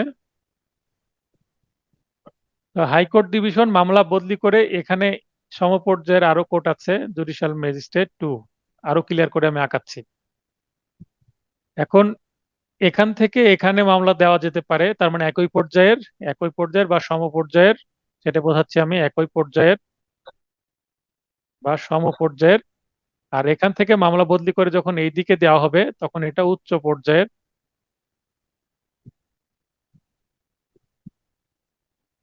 বা এই সিএমএম এর কাছ থেকে মামলা তুলে আবার দিতে পারে দায়রা জজে, সেটাও উচ্চ পর্যায়ে গেল। এখন আমার প্রশ্ন হচ্ছে, এগুলো সবই হাইকোর্ট করছেন, বদলি করছেন। এখন হাইকোর্ট কোনো মামলা এই সিজেএম বা ACJM কোর্ট থেকে মেট্রোপলিটন ম্যাজিস্ট্রেট কোর্টে দিয়ে দিতে পারেন কিনা, মানে এটা সম্ভব কিনা, এটা আমার প্রশ্ন। কে বলবেন? কে বলতে চাচ্ছেন? লাইনে আসেন। পারে স্যার, পারে, বা আচ্ছা, ইয়াও সাদিয়া পারে। আপু, জি, সাদিয়া আপু বলছেন যে এখানে ACJM এই কোর্ট থেকে মামলা বদলি করে জুডিশিয়াল ম্যাজিস্ট্রেট কোর্টে দেওয়া যাবে। আর কে মতামত দিবেন? সাদিয়া আপু বলছে দেওয়া যাবে। রনি আপু, লাইনে আসেন। স্যার আসসালামু আলাইকুম। ওয়ালাইকুম আসসালাম। স্যার যেটা এই আগে বিষয়টা বোঝানো আমি হলো, মানে আমি বুঝতে আমি পারছি, এই বিষয়টা আমি জানি না যে স্যার। আপিল বিভাগ কর্তৃক হাইকোর্টের এক বেঞ্চ হতে অন্য বেঞ্চে, তার মানে হাইকোর্টের এখানে বদলি করছেন কে? অ্যাপিলেট ডিভিশন বদলি করছেন, তাহলে হাইকোর্টের একটা বেঞ্চ থেকে হাইকোর্টের আরেকটা বেঞ্চে, হ্যাঁ, বদলি করা যাচ্ছে। তার মানে এখান থেকে এখানে অথবা এখান থেকে এখানে বদলি করা যাবে। এটা করবেন কে? Appellate division. আবার স্যার। বলছি সমপর্যায়ের এই কোর্ট থেকে এই কোর্টে দেওয়া যাচ্ছে সমপর্যায়ের, বা এই কোর্ট থেকে এই কোর্টে দেওয়া যাচ্ছে, বা এই কোর্ট থেকে এই কোর্ট থেকে এই কোর্টে দিতে পারেন, বা এই কোর্ট থেকে ডিরেক্ট এই কোর্টেও দেওয়া যাবে, সেটা আমি বলছি। তার মানে সমপর্যায়ে উচ্চ পর্যায়ে দেওয়া যাবে, সেটা আমার নোটে লেখা আছে। না, আমার প্রশ্ন হচ্ছে যে এসিজেএম মানে অতিরিক্ত চিফ জুডিশিয়াল ম্যাজিস্ট্রেট মানে কোর্ট আপনার থেকে কাছে কোনো উচ্চ পর্যায় মেট্রোপলিটন থেকে নিম্ন পর্যায়ে যাবে কিনা, মানে উচ্চ পর্যায় থেকে নিম্ন পর্যায়ে দেয়া যাবে কিনা?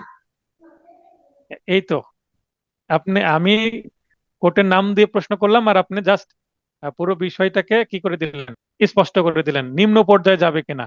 মূল মানে তথ্য আমার ডিরেক্ট প্রশ্ন করলে হয় নিম্ন পর্যায়ে যাবে কিনা, কিন্তু অনেক সময় প্রশ্ন বার কাউন্সিল কিন্তু এইভাবে ডিরেক্ট করবে না, পিছিয়ে করবে, কোর্টের নাম দিয়ে বলবে এই কোর্ট থেকে এই কোর্টে যাবে কিনা।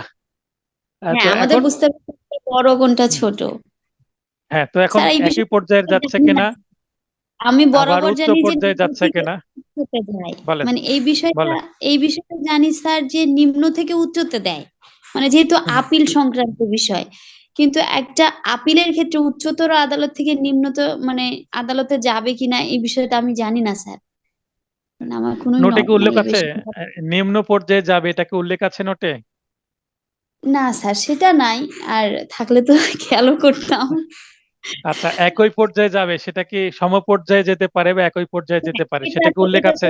এটা ওটা উল্লেখ আছে স্যার, একই পর্যায়ে বা উচ্চতর। আপনি বলে দিয়েছেন উচ্চতর একই অথবা উচ্চতর যাবে, মানে নিম্ন কোনো আদালতে যাওয়ার কথা বলেন নাই।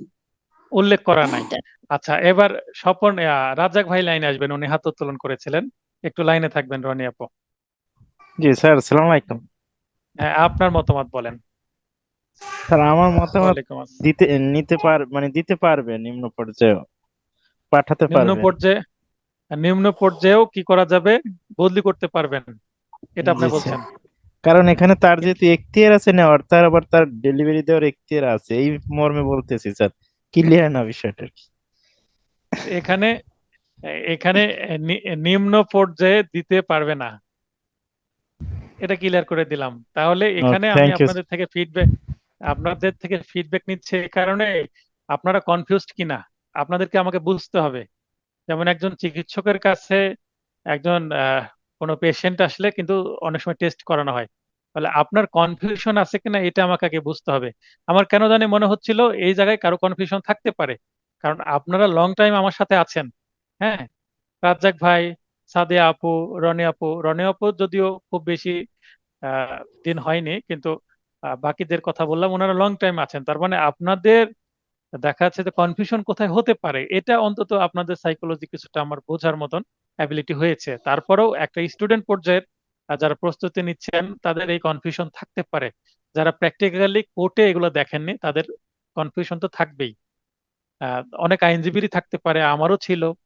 তা আমার যেখানে কনফিউশন ছিল সেটা আমার মনে পড়লে আমি সেখানে আপনাদের ফিডব্যাক নেওয়ার চেষ্টা করি। তো আমি স্পষ্ট করছি, নিম্ন পর্যায়ে নিয়ে যাওয়া যাবে না। এটা দুইটা কারণে, একটা হচ্ছে আইনে উল্লেখ নাই, এক। আর দুই হচ্ছে এটা লজিক্যালি সঠিক না। কি কারণে লজিক্যালি সঠিক না? যেই আদালতে মামলাটা চলছে যে আদালতে মামলাটা চলছে তার মানে তার এখতিয়ার আছে এটার বিচার করা। তো এসিএমএম মানে সিএমএম সিজেএম সরি এসিজেএম মানে অতিরিক্ত চিফ জুডিশিয়াল ম্যাজিস্ট্রেটের যে মামলার বিচার করার ক্ষমতা আছে, ঠিক একই ক্ষমতা কার আছে? চিফ জুডিশিয়াল ম্যাজিস্ট্রেটের। তো চিফ জুডিশিয়াল ম্যাজিস্ট্রেট বা আহ, অতিরিক্ত চিফ জুডিশিয়াল ম্যাজিস্ট্রেটের কাছে কোন মামলাগুলো যায়, যে মামলাগুলো মেট্রোপলিটন যে মামলাগুলো জুডিশিয়াল ম্যাজিস্ট্রেট ফার্স্ট ক্লাস যারা তারা বিচার করতে পারে না, বা সেকেন্ড ক্লাস, তার মানে ওই মামলাগুলো এই নিচের এদের বিচার করার ক্ষমতাই নাই। তাই তো এই পর্যায়ে গেছে মামলাটা বিচারের জন্য। এবার লজিকটা বুঝতে পারলেন? স্যার একটু কথা বলতাম। হ্যাঁ, বলেন। স্যার আমি এখানে এই যে আপনাকে 205-এর গ আর হচ্ছে 205-এর গ গ মানে সিসি যেটা, আর হচ্ছে 193টা একটু পড়ি। এখানে আমি দেখেছিলাম যে 193টা আছে আপনার দায়রা আদালত কর্তৃক মামলা আমলে নেওয়া, আর 205-এর গতে হচ্ছে ম্যাজিস্ট্রেট 205-এর গ ধারা অনুযায়ী দায়রা আদালতে বিচার মামলা প্রেরণ করবেন। তো এইখানে আবার 205-এর সিসিতে আছে হচ্ছে ম্যাজিস্ট্রেট চিফ মেট্রোপলিটন ম্যাজিস্ট্রেট অথবা চিফ জুডিশিয়াল ম্যাজিস্ট্রেটের আদালতে মামলা বিচারের জন্য প্রেরণ করবেন। এই জন্য আমার কনফিউশনটা হচ্ছে এখান থেকে হয়েছে। না না, এখানে না, এখানে প্রেরণ করা এক জিনিস আর বদলি করানো আরেক জিনিস। মানে আচ্ছা বিচারের জন্য আচ্ছা প্রেরণ করছেন এটা এক জিনিস, তার মানে এটা ফার্স্ট টাইম পাঠালো, মানে ফ্রেশ মামলা, আচ্ছা আচ্ছা মামলাটা ফ্রেশ, একটা আচ্ছা ফ্রেশ মামলা পাঠালাম। হ্যাঁ, এখন মনে করেন আপনার কাছে আমি একটা নোট পাঠিয়েছি, এটা ফ্রেশ নোট। এখন আমি বললাম এই নোটটা আপনি আমার অমুক স্টুডেন্টকে পাঠিয়ে দেন, তার মানে নোটটা আমি বদলি করে দিলাম, এটা এক জিনিস। তো আমি আচ্ছা ফ্রেশ মামলা যখন পাঠানো হবে সেটা প্রেরণ করা, কিন্তু বদলি বা ট্রান্সফার এটা আরেক জিনিস। তো মানে এই হচ্ছে এক কনফিউশন জায়গায় গুলো, চলতেছিল মামলাটা, হ্যাঁ ট্রান্সফার হচ্ছে এক হ্যাঁ, জায়গায় চলতেছিল মামলাটা, মানে মাঝপথে গিয়ে অন্য জায়গায় ট্রান্সফার করা। ট্রান্সফার করা হচ্ছে। এটার কারণ কি, আচ্ছা ন্যায় বিচারের লক্ষ্য উন্নয়ন পক্ষসমূহ যদি আবেদন করে যে স্যার এই যে এই ম্যাজিস্ট্রেট জুডিশিয়াল ম্যাজিস্ট্রেট 1 এই কোর্টে বিচার হলে আমি ন্যায় বিচার পাবো না, এটা বাদী পক্ষ বা আসামি পক্ষ যদি আবেদন করে সরাসরি হাইকোর্টে, হাইকোর্টে বলছি অ্যাপিলেট ডিভিশনে যদি সরাসরি কি করে আবেদন করেন, সেই ক্ষেত্রে কিন্তু অ্যাপিলেট ডিভিশন এখান থেকে এখানে দিয়ে দিবেন মামলা। অথবা আরো একটা মজার বিষয় আছে, যে দায়রা জজ, দায়রা জজ আদালত, দায়রা জজ আদালত রাজশাহী, এখানে একটা মামলা চলছে। কারণ এক পক্ষ আবেদন করছে যে স্যার এই দায়রা জজ আদালত রাজশাহী এখানে আমি মামলা রাখবো না, এখানে মামলা চললে আমি ন্যায় বিচার পাবো না, এটা দায়রা জজ আদালত, দায়রা জজ আদালত খুলনা, খুলনা এখানে প্রেরণ করা হোক। তাহলে এই অ্যাপিলেট ডিভিশন এখান থেকে মামলা ট্রান্সফার করে এখানে দিয়ে দিতে পারারও ক্ষমতা রাখেন, তাহলে এটা কি সমপর্যায় হলো না? জি আর এটাও দায়রা জজ, এটাও দায়রা জজ, আবার এখান থেকে মামলা চলে যাবে হাইকোর্টে, দায়রা জজ থেকে বললো ঠিক আছে দায়রা জজ যেহেতু ঝামেলা হচ্ছে সেখানে, অন্য দায়রা জজে না পাঠিয়ে হাইকোর্টে নিয়ে যায়, এটাই সমাধানটা সঠিক হবে, কারণ সেটা সেন্ট্রালে আছে, রাজধানীতে আছে। এটা যে কোনো দায়রা জজ থেকে মামলা হাইকোর্টে নিয়ে গেলে জটিলতা কম হয়, কিন্তু এই দায়রা জজ থেকে আবার এখানে নিয়ে গেলে বাদী চাইলো খুলনাতে যাক, আসামি বলবে আমি আমার বাসা তো রাজশাহী, খুলনায় আমি যাব না, তখন ঝামেলাটা হবে। তো এই কারণেই আচ্ছা, এখান তাহলে থেকে স্যার এখানে, আমরা কি মানে এটা ক্লিয়ার যে মানে মামলা চলা অবস্থায় নিম্ন আদালতে প্রেরণ করা যাবে না, ট্রান্সফার করা যাবে না, বাট প্রাথমিক অবস্থাতে মামলা নিম্ন আদালতে প্রেরণ করা যাবে, এখানে উচ্চ আদালত বিচারের জন্য যদি এখতিয়ার থাকে, তাহলে যিনি প্রেরণ করবেন তিনি যে আদালতে খুশি সেই আদালতে দিতে পারবেন। তাহলে প্রেরণ এখানে করতে দেখেন আমি পারবে। বলছি, হ্যাঁ, সমপর্যায়ে মামলা বদলি হয়, উচ্চ পর্যায়ে বদলি হয়, কিন্তু নিম্ন পর্যায়ে মামলা কখনো বদলি হয় না, এই চিত্রটা মনে রাখবেন বদলির জন্য। হ্যাঁ, আচ্ছা আচ্ছা কারণ আপনার দায়রা জজ একটা মার্ডার কেসের কি করতে পারেন, মনে করেন একটা মামলা চলছে দায়রা জজে, দায়রা জজ আদালত রাজশাহীতে একটা মামলা বিচারাধীন আছে, সেটা মার্ডার কেস। এখন সেইটা কি যদি নিম্নে দেওয়া হয়, নিম্নে কাকে দিতে হবে? চিফ জুডিশিয়াল ম্যাজিস্ট্রেটকে দিতে হবে। চিফ জুডিশিয়াল ম্যাজিস্ট্রেট মার্ডার কেসের বিচার করতে পারেন না, তার এখতিয়ারই নাই। যদি আবার আরো নিচে দেওয়া হয়, জুডিশিয়াল ম্যাজিস্ট্রেট, তারও এখতিয়ার নাই, কারণ মার্ডার কেস যেখানে দায়রা জজ করছেন সেটা করতে পারবেন না। একটা চেকের মামলা, এন অ্যাক্টের মামলা শুধুমাত্র দায়রা জজে বিচারযোগ্য, সেটা কোনো ম্যাজিস্ট্রেট, সেটা চিফ হোক, অতিরিক্ত চিফ হোক বা জুডিশিয়াল ম্যাজিস্ট্রেট হোক, ইনারা করতে পারবেন না ফার্স্ট ক্লাস সেকেন্ড ক্লাস এনারা, কারণ চেকের মামলা বিচারের ক্ষমতা একমাত্র দায়রা জজেরই আছে। তার মানে নিচে গেলে এখতিয়ারই থাকছে না নিচে বিচার করার, এটা লজিক, আইনে থাক আর না থাক, এটা লজিক যে নিচের তার এখতিয়ারই নাই সেই মামলার বিচার করার, যেটা উপরে গেছে সেটা কখনো নিচে আসে না, উপরের দিকে যেতে থাকে। একটা মামলা নিচে বিচার হয়েছে, আপিল উপরে যাবে, নিচের দিকে আপিল হবে না। দায়রা জজে মামলা হয়েছে, আচ্ছা এটার আপিল হাইকোর্টে হবে, কিন্তু নিচে এসে দায়রা জজের যেটা বিচার হয়েছে সেটার জন্য আপিল কি নিচের কোন আদালতে করা যায়? যায় না, উপরেই তো যেতে হবে। আশা করি লজিকটা আপনারা বুঝতে পেরেছেন এবং এই কনফিউশন যেন আর না হয়। ঠিক আছে জি আপু, স্যার, থ্যাংক ইউ। ধন্যবাদ। Thank you. তো জি আপনাকে আপনাকে আমি শুভবাদ জানাই যে আপনি চেষ্টা করছেন, অ্যাটেম্প করাটার সাহসও দরকার আছে। আমার মনে পড়ে গেল যখন আমি ইন্টারমিডিয়েটে পড়ি, তখন কিছু স্টুডেন্ট আমরা কথা বলতাম আর বাকিরা চুপ করে থাকতো।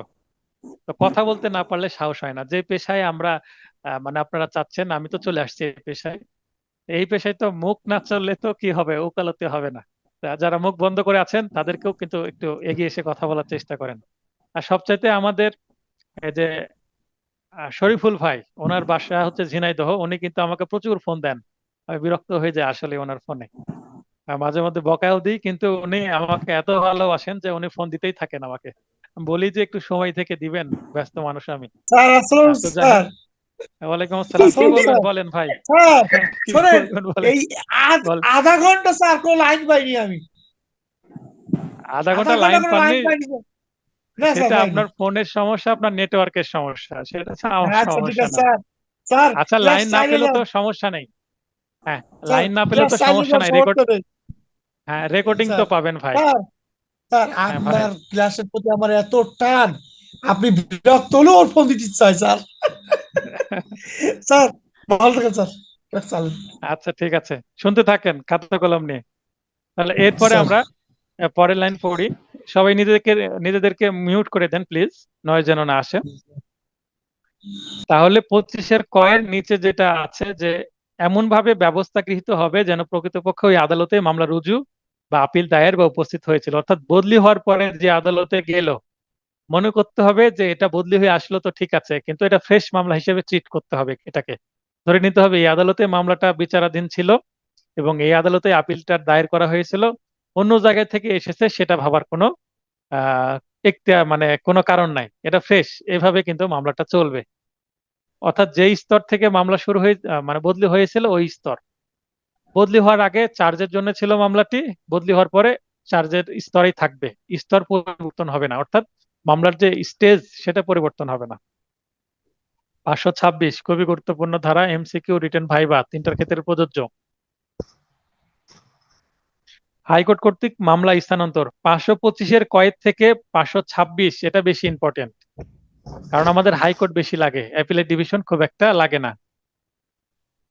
তাহলে এটা স্বয়ং বিচার করার ক্ষমতা। এখানে হাইকোর্ট মামলা বদলিও করতে পারবেন, বদলি, স্থানান্তর, ট্রান্সফার একই কথা।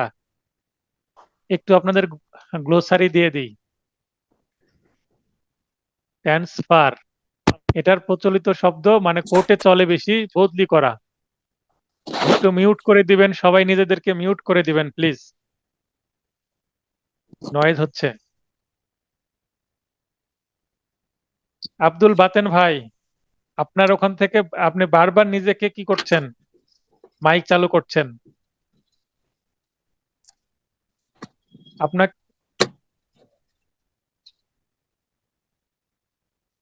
আপনাকে মিউট করার চেষ্টা করছে, কিন্তু আপনি বারবার সেটাকে আনমিউট করে দিচ্ছেন, আপনার নয়েজ হচ্ছে। হ্যাঁ, এবার হলো, প্লিজ নিজেকে মিউট করে রাখেন, নয়েজ আসছে। তো আমি যেটা বলছি, ট্রান্সফার মানে প্রচলিত শব্দ হচ্ছে বদলি, যেটা আমার নোটে লিখা নেই, আপনারা লিখে নেবেন প্লিজ। বদলি, স্থানান্তর,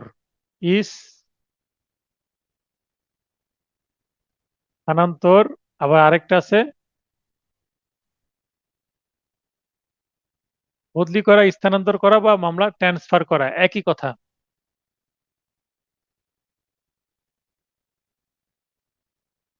তাহলে স্থানান্তরের কারণ বা হেতু 5টি। তাহলে হাইকোর্ট মামলা ট্রান্সফার করবেন 5টি বিষয়ের ভিত্তিতে। অধস্তন ফৌজদারি আদালতে ন্যায়সঙ্গত বা নিরপেক্ষ অনুসন্ধান বা বিচার পাওয়া যাবে না। তার মানে যে আদালতে মামলা চলছে সেখানে ন্যায়সঙ্গত বা ন্যায় বিচার পাওয়া যাবে না, এই ধরনের যদি কোনো বিষয় চলে আসে, মানে ফেয়ার, নিরপেক্ষর ইংরেজি কি, ফেয়ার। ফেয়ার মানে নিরপেক্ষ, নিরপেক্ষ। আর ফেয়ারের বিপরীত শব্দ কি, বায়াস। তার মানে ফেয়ার পাওয়া যাবে না, বায়াস পাওয়া যাবে, এরকম যদি হয়, তাহলে এই বায়াসটাকে আটকানোর জন্য কোর্ট যদি বায়াস হয়ে যায়, পক্ষপাতিত্ব হয়ে যায়, পক্ষপাত, পক্ষপাত দুষ্ট, বায়াস মানে পক্ষপাত দুষ্ট, যদি পক্ষপাত দুষ্ট হয়ে যায় তাহলে ফেয়ার কোনো বিচার হচ্ছে না সেক্ষেত্রে, এবং জাস্টিস মানে ন্যায় বিচার, ইনজাস্টিস মানে অন্যায়। জটিল আইনের প্রশ্ন উদ্ভব হতে পারে, অর্থাৎ নিম্ন আদালতে এটার বিচার হলে একটা জটিল প্রশ্ন উদ্ভব হবে, মানে তার এখতিয়ার ছিল কিনা, মনে হচ্ছে এখতিয়ার নাই, এটা একটু উপর আদালতে বিচার হলে ভালো হতো, এর ধরনের যদি বিষয় হয় তাহলে, বা ঘটনাস্থলের পরিদর্শন, সন্তোষজনক অনুসন্ধান, বিচার প্রয়োজন হলে। তার মানে হাইকোর্ট দেখছে যে এখানে বিচার না হয়, যদি যেখানে বদলি করতে চাচ্ছেন সেখানে বিচার হলে সুবিধাজনক হবেন, সেক্ষেত্রে কিন্তু বদলি করে দিবেন। পক্ষসমূহ বা সাক্ষীদের সাধারণ সুবিধার্থে, তাহলে পক্ষসমূহ প্লাস সাক্ষী। পক্ষসমূহ বলতে প্রসিকিউশন পক্ষ মানে সংবাদদাতা বা বাদী বা কমপ্লেনেন্ট, এবং অপরদিকে আসামি পক্ষ, এই দুই পক্ষ এবং সাক্ষী, এই মামলায় যারা সাক্ষী আছে তাদেরও যদি সুবিধার্থ হয় সেক্ষেত্রে মামলা বদলি করে দেওয়া যেতে পারে।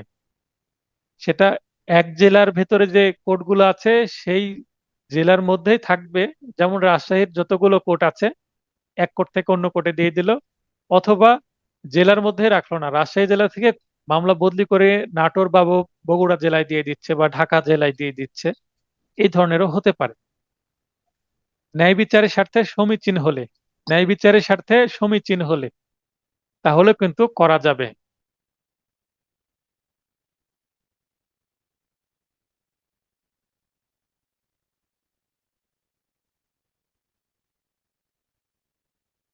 তো এই পাঁচটি হচ্ছে, এই যে পাঁচটা সংখ্যা হাতের পাঁচ, এটা মনে রাখতে হবে যে পাঁচটি হচ্ছে হেতু আছে বা গ্রাউন্ড আছে। আর যার ভিত্তিতে, কিসের ভিত্তিতে, তিনটি বিষয়ের ভিত্তিতে তিনি করতে পারবেন। হাইকোর্ট বিভাগ, মহামান্য হাইকোর্ট বিভাগ মামলা বদলি করবেন। নিম্ন আদালতের রিপোর্টের ভিত্তিতে, নিম্ন আদালত যে রিপোর্টটা দিলেন সেটার ভিত্তিতে, তারপরে স্বার্থ সংশ্লিষ্ট কোনো পক্ষের দরখাস্তের ভিত্তিতে, পক্ষ দরখাস্ত করলো যে এখানে মামলা চললে সমস্যা হচ্ছে, উপরের পাঁচটি কারণ যদি দেখা দেয় তাহলে কোনো পক্ষ উপরের পাঁচটি কারণের যে কোনোটি অথবা একাধিক কারণ উল্লেখ করে দরখাস্ত করবেন। হাইকোর্ট নিজ উদ্যোগে, নিজ উদ্যোগের ইংলিশ হচ্ছে সোমোটো। সোমোটো এটা একটি ল্যাটিন টার্ম, এর বাংলা হচ্ছে নিজ উদ্যোগে, অর্থাৎ নিজে থেকেই। যেমন আমি বললাম যে স্বপন ভাই বা সাদিয়া আপু নিজেদেরকে মিউট করে দেন অথবা আনমিউট করে লাইনে আসেন, আপনারা নিজে থেকে করছেন, আমি এখান থেকে কিছু করছি না। তো অনেকগুলো অপশন আছে, তার মানে কেউ যদি নিজে থেকে কোনো কিছু করে তাহলে কিন্তু সেটাকে বলা হয় সুমোটো, অর্থাৎ হাইকোর্ট নিজে থেকে নিজ উদ্যোগে করছেন। এটা কেন করবেন?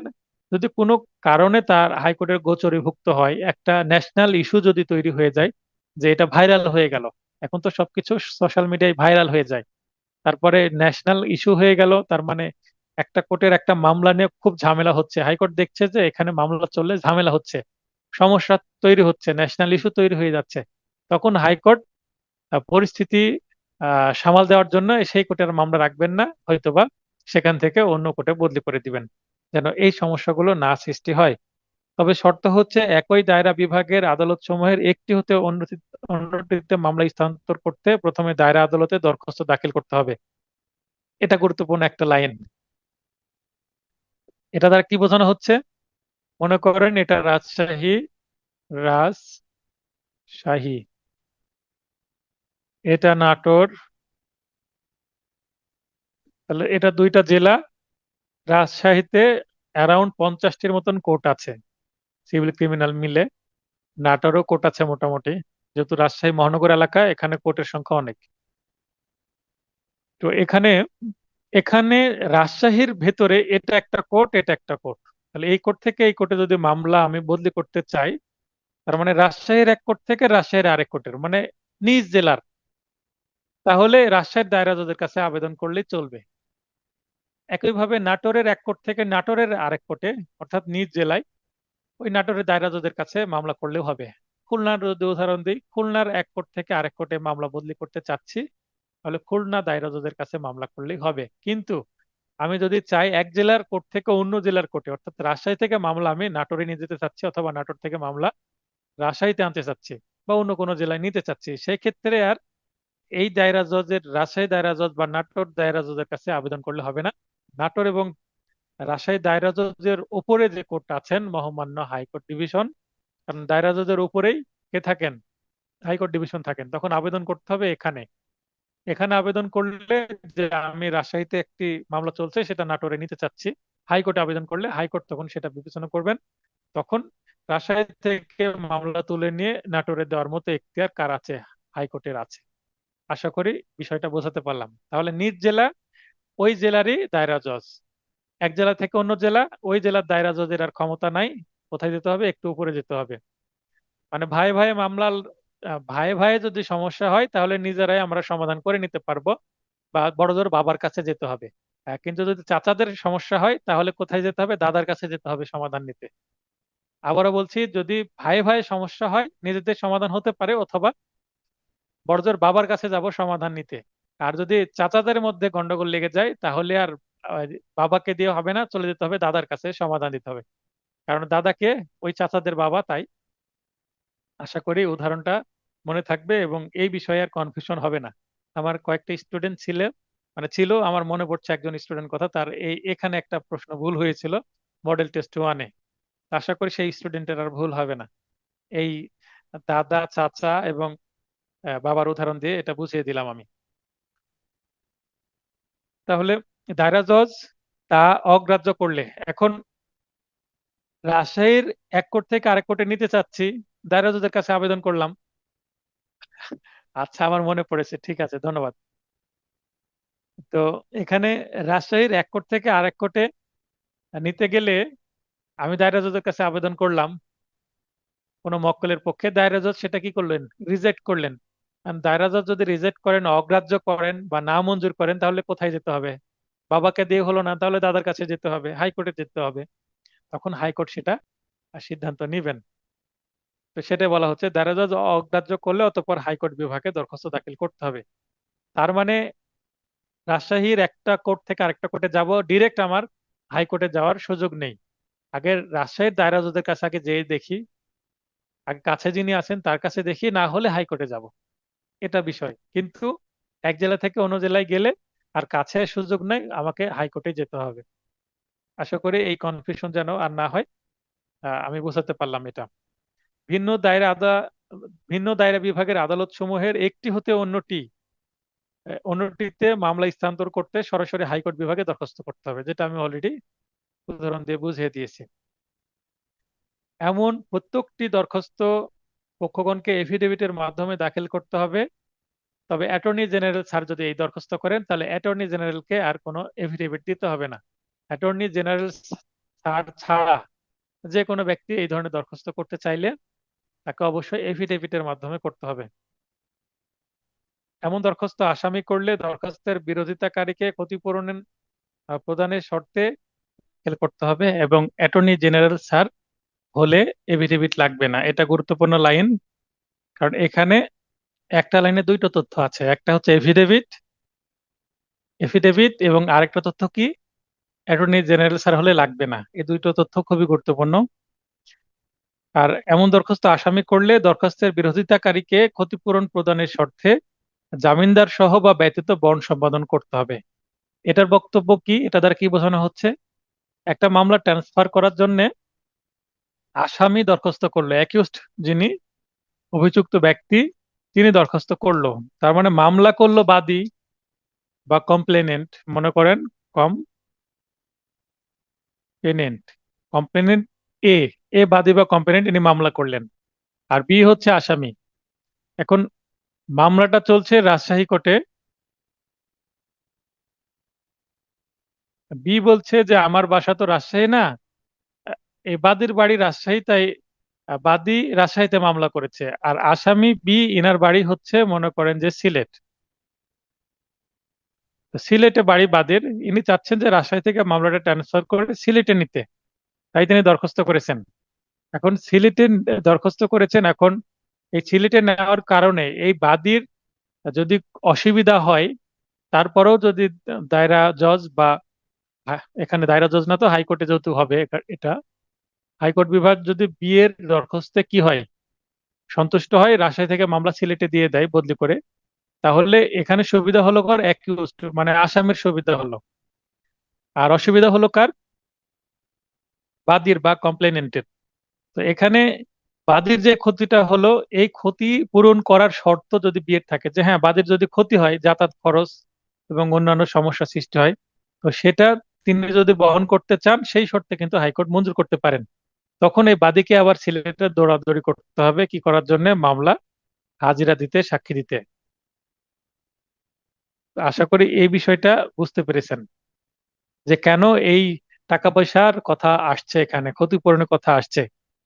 কারণ রাজশাহী থেকে একটা মানুষ যখন সিলেটে যাবে তখন তার অসুবিধা হবে না, তার ভাড়া লাগবে না, সেটাই। এখন পরিস্থিতি এমন যে আসামি তো জেলখানায় থাকবে, তো সিলেট জেলখানায় যদি থাকে তার আত্মীয়স্বজন তার পক্ষে তার সাথে দেখা করতে বা তার আইনজীবীর সুবিধা হবে সেই কারণে। বা আসামি চাচ্ছে যে রাজশাহীতে থাকলে রাজশাহীর যে আইনজীবী এবং রাজশাহীর যে বিচারক তারা এ দ্বারা প্রভাবিত হয়ে ন্যায় বিচার নাও পেতে পারে, তার অন্যায়ভাবে সাজা হতে পারে বা বেশি সাজা হতে পারে, তাই তিনি চাচ্ছেন মামলাটা সিলেটে নিয়ে আসতে। তো আশা করি এই বিষয়টা বুঝতে পেরেছেন। 6 বলা হচ্ছে এমন দরখাস্তের নোটিশ পিপি কে দিতে হবে। নোটিশ ও শুনানির মধ্যে কমপক্ষে 24 ঘন্টা সময় পরই আদেশ দেওয়া যাবে। তাহলে নোটিশ দেওয়ার পরে সঙ্গে সঙ্গে শুনানি করা যাবে না, 24 ঘন্টার একটা গ্যাপ রাখতে হবে। 6 কত বলা হচ্ছে তুচ্ছ বা বিরক্তিকর মর্মে অগ্রাহ্য দরখাস্তের জন্য।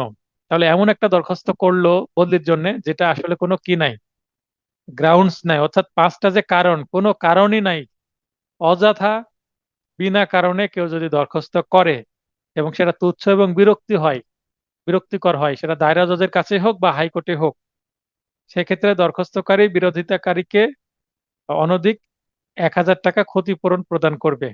এই ক্ষতিপূরণের টাকা কে দিবে এবং কে পাবে? যদি বাদী দরখাস্ত করে তাহলে টাকা পাবে বি, আর বি অর্থাৎ আসামি যদি দরখাস্ত করে টাকা পাবে কে? এ অর্থাৎ বাদী। মানে যিনি দরখাস্ত করবেন তাকে জরিমানা করা হবে এবং টাকাটা পাবে অপরপক্ষ। অনধিক 200 টাকার বন্ড সম্পাদন পূর্বক উপযুক্ত সময়ের মধ্যে দরখাস্ত দাখিল করতে হবে। তাহলে এই যে দরখাস্ত দাখিল করার যে বিষয়, সেটা কিন্তু আবার 200 টাকার বন্ড দাখিল করে দরখাস্তটা করতে হবে। তার মানে ন্যূনতম 200 টাকা জরিমানা হতে পারে যদি দরখাস্ত অগ্রাহ্য বা নামঞ্জুর হয় সেক্ষেত্রে। 26 খ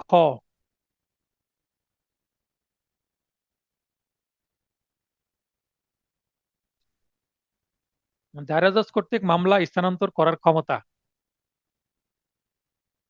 তাহলে আমরা 525-এর কতে কি দেখলাম? আপিল বিভাগ, 526-এ হাইকোর্ট বিভাগ, 526-এর খ হচ্ছে দায়রা জজ। তাহলে আমরা 3 কোর্টের মামলা বদলির ক্ষমতা এখানে দেখছি, আরো আছে কিনা পরের সেকশনগুলোতে আমরা দেখব। দায়রা জজ কর্তৃক মামলা স্থানান্তর করার ক্ষমতা। ন্যায় বিচারের স্বার্থে অত্র ধারার আদেশ সমীচীন হলে এক ফৌজদারি আদালত হতে অন্য ফৌজদারি আদালতে, অর্থাৎ রাজশাহীর দায়রা জজ রাজশাহীর এক কোর্ট থেকে অন্য কোর্টে, নাটোরের দায়রা জজ নাটোরের এক কোর্ট থেকে অন্য কোর্টে, অবশ্যই ফৌজদারি কোর্ট থেকে ফৌজদারি কোর্ট, কারণ দায়রা জজের কিন্তু সিভিল কোর্ট থেকে সিভিল কোর্টের এখতিয়ার আছে কিনা সেটা সিপিসি বলবে, আমরা পড়ছি সিআরপিসি, তাই আমরা ফৌজদারি কোর্টের কথাই বলবো। আর অধস্তন আদালতের রিপোর্টের ভিত্তিতে স্বার্থ সংশ্লিষ্ট কোনো পক্ষের দরখাস্তের ভিত্তিতে বা নিজ উদ্যোগে। তাহলে আমরা উপরে যেটা দেখলাম 3টার ভিত্তিতে 526-এ ঠিক একই জিনিস আবার কিন্তু 526-এর খতেও আছে। তার মানে নিম্ন আদালত রিপোর্ট দিয়েছে, অথবা স্বার্থ সংশ্লিষ্ট কোনো পক্ষ অর্থাৎ বাদী বা বিবাদী, বাদী বা আসামি দরখাস্ত করেছে, অথবা সুমোটো হয়ে অর্থাৎ নিজে থেকেই করতে চাচ্ছেন দায়রা জজ, সেক্ষেত্রে বদলি করতে পারবেন। আরো একটা লাইন আছে, উপধারা 3, 526 ধারার উপধারা 4 থেকে 10-এর অনুরূপ বিধান। তার মানে 526-এ হাইকোর্টের যেই ধরনের ক্ষমতা থাকবে দায়রা জজেরও ঠিক সে ধরনের ক্ষমতা কি হবে, কপি পেস্ট হবে এখানে। সেটা বলা হচ্ছে 4 থেকে যে 10 উপধারা আছে সে উপধারার বিধানগুলো অনুরূপ এখানে চলে আসবে, সেটা আলাদাভাবে আর বলেনি আইনের মধ্যে। 528 দায়রা জজ কর্তৃক সহকারী বা অধস্তন অতিরিক্ত যুগ্ম দায়রা জজের নিকট হতে মামলা ফিরিয়ে নেওয়ার ক্ষমতা। এখানে বদলি না, ফিরিয়ে নেওয়া অর্থাৎ রিকল করা বা উইথড্র করা, এটা বোঝার চেষ্টা করবেন, এটাও বদলি না কিন্তু এখানে উইথড্র করা বা রিকল করা, অর্থাৎ দিয়েছিলাম তোমাকে, তোমার থেকে আমি ফিরিয়ে নিলাম, ব্যাপারটা এরকম। এখানে সহকারী সহকারী শব্দটা কিন্তু আমরা সিভিলে পাই, এখানে সহকারী বলতে কিন্তু অতিরিক্ত দায়রা জজ প্লাস যুগ্ম দায়রা জজ ইনাদেরকে বোঝাচ্ছে। অতিরিক্ত এবং যুগ্ম ইনারাই কিন্তু দায়রার সহকারী, দায়রাকে সহযোগিতা করেন, তাই অতিরিক্ত দায়রা জজ এবং যুগ্ম দায়রা জজ ইনাকে সহকারী দায়রা জজ এই সেন্সে বলা হচ্ছে। যুগ্ম দায়রা জজ হতে প্রত্যাহার উইথড্র বা ফিরিয়ে নেওয়া বা তলব অর্থাৎ রিকল করতে পারবেন, বা অতিরিক্ত দায়রা জজ হতে শুনানির পূর্বে ফিরিয়ে নেওয়া বা তলব বা রিকল করতে পারবেন। শুনানির পূর্বে বলতে বিচার শুরু হওয়ার পূর্বে, সাক্ষী শুরু হওয়ার পূর্বে।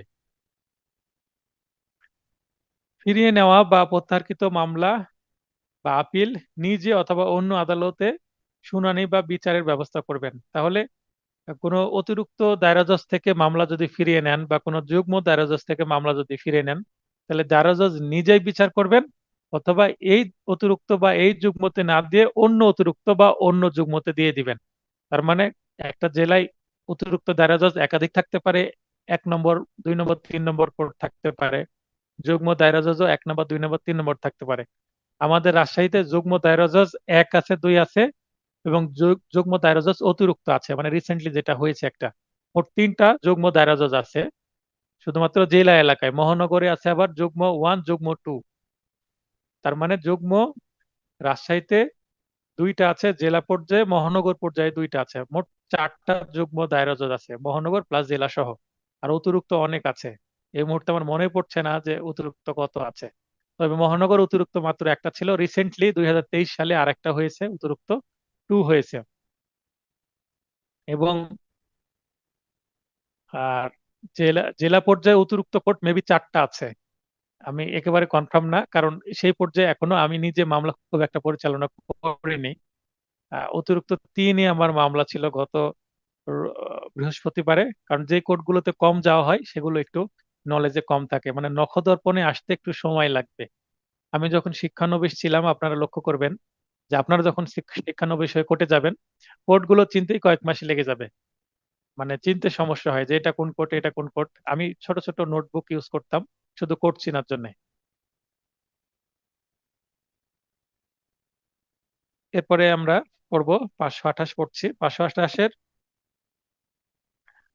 1-এর খতেবল হচ্ছে ফিরিয়ে নেওয়া বা প্রত্যাহারকৃত মামলা বা আপিল নিজে বা অন্য আদালতে শুনানি বা বিচারের ব্যবস্থা করবেন, যেটা আগেই আমি বুঝিয়ে দিলাম। সিএমএম বা সিজেএম বা ডিএম কর্তৃক। এখানে 528-এর মধ্যে কিন্তু সিএমএম এবং সিজেএম এবং ডিএম কর্তৃক অধস্তন আদালতের মামলা প্রত্যাহার বা উইথড্র বা ফিরিয়ে নেওয়া বা তলবের ক্ষমতা দেওয়া হয়েছে 528-এ। তাহলে অতঃপর ফিরিয়ে নেওয়া বা প্রত্যাহারকৃত মামলা নিজে বা অন্য আদালতে অনুসন্ধান বা বিচারের ব্যবস্থা করতে পারবেন। অনুসন্ধান বলতে এখানে তদন্তকে বোঝানো হচ্ছে, ইনকোয়ারি বা ইনভেস্টিগেশন যেটাই হোক না কেন। সিএমএম বা সিজেএম কে হাইকোর্টের অনুমোদন সাপেক্ষে সরকার কোনো বিশেষ বা বিশেষ শ্রেণীর মামলা প্রত্যাহারের ক্ষমতা দিতে পারেন। যদি দেয় তাহলে পারবেন, না হলে পারবেন না। কোনো ম্যাজিস্ট্রেট 192 ধারায় প্রেরিত মামলা তলব করে নিজে অনুসন্ধান বা বিচার করতে পারবেন।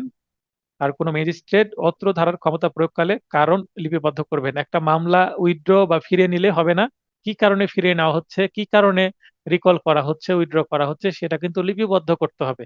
অর্থাৎ একটা অর্ডার শিটে সেটার কি থাকবে, নোট থাকবে, আদেশ থাকবে যে এই কারণে এটা নেওয়া হচ্ছে, যুক্তি থাকবে, যেন যে কোর্ট থেকে নেওয়া হচ্ছে সেই কোর্ট বুঝতে পারেন যে হ্যাঁ আমার কি সমস্যাটা হয়েছিল, যে কারণে ফিরিয়ে নিল মামলাটা। 531 ধারা, অভিযোগ বা চার্জ প্রণয়ন না করার ফল। এটা গুরুত্বপূর্ণ ধারা। একটা মামলায় চার্জ প্রণয়ন করলো না, না করে মামলা বিচার হয়ে গেছে, অর্থাৎ সাক্ষী শুরু হয়ে গেছে, কিন্তু আদালত চার্জ গঠন করতে ভুলে গেছেন বা কোনো কারণে মিস্টেক হয়ে গেছে। তাহলে এর ফলটা কি হবে? আপিল বা রিভিশন আদালতে মনে আপিল বা রিভিশন আদালতে মনে হয় যে এর ফলে ন্যায় বিচার ব্যাহত হয়নি, তবে সিদ্ধান্ত বা দণ্ডাদেশ বাতিল হবে না। তাহলে একটা মামলা জাজমেন্ট হয়ে গেছে, আপিল মানে আপিলে গিয়ে বা রিভিশনে গিয়ে বোঝা যাচ্ছে যে এখানে নিম্ন আদালত চার্জ গঠনই করেননি। তখন আপিল আদালত বা রিভিশন আদালত কি করবেন? নিম্ন আদালত যে চার্জ গঠন না করেই কি করে ফেলেছেন, মামলাটা বিচার করে ফেলেছেন। তার মানে অনেক সময় বলতে পারি যে আলু না ছিলেই রান্না করে ফেলেছেন, সেক্ষেত্রে কি সেটা খাওয়া যায় কিনা? তো আলু যদি না ছিলে রান্না করা হয়, মহিলারা এটা ভালো বুঝবেন বা পুরুষরা আমরা ভালো বুঝবো, তাহলে অন্তত রান্না করার পর আলুটা ছিলে ফেলতে হবে, তারপরে খেতে হবে। অথবা মানে আলুর চোচা সহ তো বা খোসা সহ খাওয়া যায় না রান্না করার পরে। তবে রান্না করার পরে সেটা দেখাচ্ছে ফেলে খাওয়ার সুযোগ আছে। তো এটা দ্বারা আমি এটা উদাহরণ দিলাম যে এই যে আলু খোসা না ছিলে ফেললে সেটা চার্জ গঠন করা হলো না, মানে পরিষ্কার হলো না বিষয়টা আসামির কাছে, ব্যাপারটা এরকম। উদাহরণটা যদি ভালো লাগে মনে রাখবেন, ভালো না লাগলে ইগনোর করতে পারেন।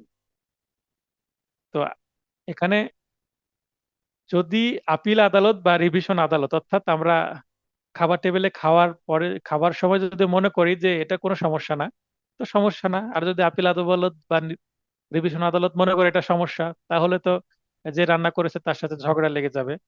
তার মানে কি বলবে, না এইভাবে চলবে না, আলু ছিলে দাও, না হলে এরপরে রান্না করলে আলু ছিলেই রান্না করতে হবে, আলু যেন না চেনে রান্না করতে না দেখি। এইভাবে শাসন গর্জন করবে আর কি। তার মানে নিম্ন আদালত যে সিদ্ধান্তটা দিয়েছেন বা দণ্ডাদেশ দিয়েছেন সেটা বাতিল করে দিবেন যদি আপিল আদালত অসন্তুষ্ট হন, যদি মনে করেন ন্যায় বিচার ব্যাহত হয়েছে। সেক্ষেত্রে আপিল বা রিভিশন আদালতে যদি মনে করেন যে এর ফলে ন্যায় বিচার ব্যাহত হয়েছে, তবে চার্জ প্রণয়নপূর্বক পরবর্তী কার্যক্রম পুনরায় শুরুর আদেশ দেন। তার মানে চার্জ যদি গঠন করা না হয়, তাহলে যদি ব্যাহত যদি না হয়, দণ্ড কি করবেন না। মোট কথা যে চার্জ গঠন করা হয়নি, নো প্রবলেম, কোনো ন্যায় বিচার ব্যাহত হয়নি, জাজমেন্ট সঠিক আছে, তাহলে সেটা আর বাতিল করবেন না। আর চার্জ গঠন না করার কারণে যদি আসামি কনফিউজড হয় যে চার্জ গঠন করা হয়নি, আমার কি বিচার হচ্ছে আমি বুঝতে পারিনি, বিশেষ করে একাধিক মামলা যদি কোনো আসামির থাকে, তাহলে বুঝতে পারছে না যে আজকে কোন মামলার বিচার হচ্ছে, বুঝতে পারলো না। চার্জ গঠন করলে বুঝতে পারতো। তাহলে জেরাটা যদি সঠিক না হয়, তাহলে তো আসামির বিচারটা কি সাজা বেশি হয়ে যাবে। কনফিউশন থাকলে ন্যায় বিচার ব্যাহত হবে, তখন চার্জ গঠন করে আবার সাক্ষী নিতে হবে। তার মানে এই যে নিম্ন আদালতে মামলাটা আবার রিমান্ডের মতো হয়ে যাবে, যেমন সিভিলে রিমান্ড হয় আবার নতুন ভাবে পুনর্বিচার হয়, তেমন এখানেও পুনর্বিচার হবে। মানে আবার চার্জ গঠন করতে হবে, আবার কি করতে হবে, সাক্ষ্য গ্রহণ করতে হবে, জেরা করার সুযোগ দিতে হবে আসামি পক্ষকে। এই ছিল 535। 539, যে সকল আদালত বা ব্যক্তির নিকট এফিডেভিট করা যেতে পারে, যে সকল আদালতে বা ব্যক্তির নিকট এফিডেভিট করা যেতে পারে, হাইকোর্ট এর বা এর কোনো অফিসের অর্থাৎ জুডিশিয়াল এর নিকট ব্যবহার্য এফিডেভিট ও শপথ সত্যায়ন, হাইকোর্ট বা রাষ্ট্রীয় করণিক বা হাইকোর্ট কর্তৃক এই উদ্দেশ্যে নিযুক্ত কমিশনার বা অন্য কোনো ব্যক্তি, কোনো জজ, বাংলাদেশ কোর্ট অফ রেকর্ডস এর এফিডেভিট গ্রহণকারী কমিশনারের নিকট। আমরা বাস্তবে এফিডেভিট করতে দেখি যে প্রথম শ্রেণীর ম্যাজিস্ট্রেট, সেটা জুডিশিয়ালের কোনো ম্যাজিস্ট্রেট করেন, এবং মেট্রোপলিটন এলাকায় কোনো মেট্রোপলিটন ম্যাজিস্ট্রেট এফিডেভিট করে দেন। আর নোটারি পাবলিক উনি এফিডেভিট করে দেন, তার সামনে শপথ করা যায়। অথবা সিভিল মামলা এফিডেভিট সহ যখন আমরা দাখিল করি, তখন সেরেস্তাদার কিন্তু এফিডেভিট সত্যায়ন করেন। তো এই তিন ক্ষেত্রে আমরা বাস্তবে দেখি, আমি দেখেছি। তাছাড়া অন্য যাদের কথা বলা হচ্ছে, এটা কিন্তু আমরা এখন পর্যন্ত আমি এক্সপিরিয়েন্স করিনি, আমার সামনে হয়নি বাস্তবে। তো তাদেরও এফিডেভিট করানোর ক্ষমতা আছে। এফিডেভিট মানে শপথ পাঠ করানোর ক্ষমতা কিন্তু নয়। কোর্টে যেমন বলে, যাহা বলিব সত্য বলিব, সত্য বললে মিথ্যা বলিব না, কোনো কিছু গোপন করিব না, এটা কিন্তু শপথ পাঠ, এটা কিন্তু এফিডেভিট নয়। কেউ বলতে পারবেন এটাকে কি বলে? কোর্টে কোনো সাক্ষী বা বাদী দাঁড়িয়ে বলে, যাহা বলিব সত্য বলিব, আর সত্য বলি মিথ্যা বলিব না, কোনো কিছু গোপন করিব না, এটাকে বলে শপথ পাঠ করানো। এই শপথ, এটার ইংরেজিতে কি বলে কে বলবেন? হাত উত্তোলন করেন, ইংরেজিতে কি বলে এটাকে?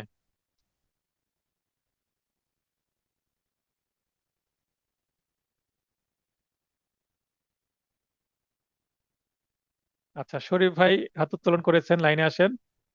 সোহাগ ভাই লাইনে আসেন, আগে শরীফ ভাই বলবেন। স্যার স্যার ওত বলে ওত ওত বলেন। ওত বলে আচ্ছা, স্যার। ওথ বলে, গুড, ভেরি গুড। হ্যাঁ, ওথ মানে হচ্ছে শপথ। জি স্যার। কোর্টে যাহা বলিব সত্য বলিব, এটাকে বলে ওথ। হ্যাঁ, জি আর স্যার। এফিডেভিট, যেটা আমরা বলছি এফিডেভিট, এফিডেভিট, এফিডেভিট এটাকে বলে হলফনামা। কি বলে? হলফনামা। হলফনামা না। বা ঘোষণা পত্র। ঠিক আছে, হলফনামা বা ঘোষণাপত্র, জি এফিডেভিট। স্যার। তো এই এফিডেভিট আর ওথ, এটা কনফিউশন যেন না হয়, তাই লিখেই বুঝিয়ে দিলাম। ঠিক আছে, কোর্টে যাহা বলবো আচ্ছা। সত্য বলবো বলছি, এটা হচ্ছে ওথ। হ্যাঁ, তারপরে কোনো দেখা যাচ্ছে যে বড় পদে যখন কেউ অধিষ্ঠ হয়, যেমন এমপি, মন্ত্রী, প্রধানমন্ত্রী, রাষ্ট্রপতি, তারা কিন্তু এই ওঠ ওথ গ্রহণ করেন, দাঁড়িয়ে বলে যে আমি রাষ্ট্রের ভালো মন্দ এগুলো করব, এটা কিন্তু ওথ। তারপরে আমরা হাই স্কুলে থাকতে বা কলেজে থাকতে এভাবে হাত একজনের সামনে দেখুন। দিয়ে কি বলতাম, শপথ পাঠ করতাম না যে আমি দেশের স্যার জন্য স্যার স্যার অনুগত থাকবো দেশের প্রতি, এটাও কিন্তু ওথ, এফিডেভিট না। তো এফিডেভিট কোনটা কোনটা ওথ ক্লিয়ার করে দিলাম বাস্তব কিছু উদাহরণ সহ, আশা করি মনে থাকবে। তো ধন্যবাদ। যেহেতু নয়েজ হচ্ছে না, কথা না বলে চুপচাপ থাকতে পারবেন লাইনে দুইজনই। এরপরে চলে যাই 539 বি, স্থানীয় পরিদর্শন। স্থানীয় পরিদর্শন হচ্ছে লোকাল ইন্সপেকশন। জজ বা ম্যাজিস্ট্রেট কর্তৃক পক্ষসমূহের যথাযথ নোটিশ দিয়ে, তাহলে জজ বা ম্যাজিস্ট্রেট পক্ষদেরকে নোটিশ দিবে যে হ্যাঁ সরজমিনে লোকাল, স্থানীয় পরিদর্শন বলতে সরজমিনে পরিদর্শন, অর্থাৎ যেখানে সমস্যা সেখানে চলে যাবে কোর্টের কোনো প্রতিনিধি। অনুসন্ধান অর্থাৎ ইনকোয়ারি, বিচার মানে ট্রায়াল বা অন্য কোনো কার্যধারায় যে কোনো পর্যায়ে মামলার প্রদত্ত সাক্ষ্য যথাযথভাবে উপলব্ধি করতে ও সঠিক সিদ্ধান্ত উপনীত হতে অপরাধ সংগঠনের স্থান অর্থাৎ ঘটনাস্থল বা ক্রাইম সিন বা সংশ্লিষ্ট কোনো যে কোনো স্থানে বা ঘটনার সাথে রিলেটেড অন্য কোনো স্থানে, যেটা প্রাসঙ্গিক অবশ্যই, অপ্রাসঙ্গিক হলে তো হবে না, পরিদর্শন করতে পারবেন এবং উক্ত বিষয়ে একটি স্মারকলিপি বা মেমোরেন্ডাম তৈরি করতে পারবেন। তো এটা করলে মামলাটাকে আরো বুঝতে সুবিধা হবে, বিচারটা আরো সঠিক হবে। সেই কারণে 540, গুরুত্বপূর্ণ সাক্ষীকে সমন দ্বারা আহ্বান বা উপস্থিত ব্যক্তির জবানবন্দি গ্রহণের ক্ষমতা। তাহলে গুরুত্বপূর্ণ সাক্ষীকে সমন দ্বারা আহ্বান এবং উপস্থিত ব্যক্তির জবানবন্দি গ্রহণের ক্ষমতা, অনুসন্ধান বা বিচার বা অন্য কার্যক্রমের যে কোনো পর্যায়ে কোনো আদালত বা যে কোনো ব্যক্তিকে সাক্ষী হিসেবে সমন দ্বারা আহ্বান করতে পারবেন। কোনো সাক্ষী সমনে উপস্থিত না হলেও উপস্থিত ব্যক্তিদের জবানবন্দি গ্রহণ করা যাবে এবং ন্যায় বিচারের স্বার্থে আবশ্যক মনে করলে কোনো ব্যক্তিকে সমন দ্বারা আহ্বান বা জবানবন্দি গ্রহণ বা পুনরায় তলব অর্থাৎ রিকল জবানবন্দি পুনরায় জবানবন্দি গ্রহণ করা যাবে। তাহলে 540-এ যেটা রিকলের বিষয়টা আসছে, একজন ব্যক্তিকে সমন দেওয়া হলো সাক্ষীর জন্য, তিনি আসলেন, একাধিক সাক্ষী যেখানে আছে সবাই আসলো না, অল্প কয়েকজন আসলো, বা কয়েকজন আসলো না কয়েকজন আসলো, তো যারা আসলো তাদের সাক্ষী নেওয়া হবে। আর তাদেরকে যদি মনে হয় যে আবার তাদের সাক্ষ্য গ্রহণ করা হবে বা জেরা বাকি আছে, সেক্ষেত্রে রিকল করা যাবে। এখানে রিকলের বিধানটাকে স্পষ্ট করা হচ্ছে 540-এ। 541, কারাবাসের স্থান নির্ধারণের ক্ষমতা। কারাদণ্ডপ্রাপ্ত ব্যক্তিকে কোথায় আটক রাখা হবে তা নির্ধারণ করবে কে? সরকার। জেল কে তৈরি করে? জেলের যে অবকাঠামো পুরোটাই তো সরকার তৈরি করে। এবং জেলের ভেতরে যারা থাকে, লাল ঘর বলে, লাল ঘরের ভাত বা 14 শিকের ভাত, এরকম কথা শুনতাম। এখন আমি বাস্তবে জানি না 14 শিক বলতে এখানে গ্রিল, যেটা মানে আমাদের জানালা দরজায় তো গ্রিল থাকে, তো আসলে এই যে রড দেওয়া থাকে, মেটাল যে বার বা রড, সেগুলো 14টা থাকে হয়তো বা এক একটা সেলে, তাই বলা হয় 14 শিক। শিক বলতে এখানে গ্রামের ভাষায় রডকে বোঝানো হচ্ছে বা মেটাল বার। তা 14টা রড থাকে, তাই 14 শিকের ঘরে বা সেখানকার ভাত খাওয়াবে বা লাল ঘরের ভাত খাওয়াবে, এইভাবে বলে মানুষ। তো এটা যেহেতু সরকার তৈরি করে, খেতেও দেয় সরকার, তাই সরকারই নির্ধারণ করবে যে কোথায় রাখবে একটা আসামিকে। এখানে কোর্ট নির্ধারণ করতে পারেন না, কোর্ট বলতে পারবে না তাকে রাজশাহীতে রাখতে হবে, তা সরকার রাখবে। কোর্টের কাজ বিচার করে দেওয়া, সরকারের কাজ হচ্ছে এদেরকে লালন পালন করা। আসামিদের কোথায় রাখবে, কোথায় খেতে দেবে, চিকিৎসার ব্যবস্থা সব সরকারকেই করতে হয়। সরকার করে মানে আমাদের টাকা থেকে যায়, আমরা যে ট্যাক্স দিই, ভ্যাট দিই, সেখান থেকেই তো তাদের সবকিছু আসে। একটা রাষ্ট্র চলে কিসে থেকে? এই যে জনগণের টাকা থেকেই তো চলে। 548, কার্যধারার নকল। তার মানে আমরা এখানে অবশ্যই সার্টিফাইড কপির কথা বলবো। আমরা কোনো মামলা হলেই চলে যাই কোথায়?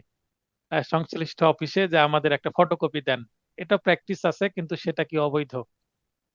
আমরা অল্প কিছু টাকা দিয়ে নিয়ে নিই। কি কারণে নিই? কারণ দ্রুত পাওয়া যায়, ইনস্ট্যান্টলি।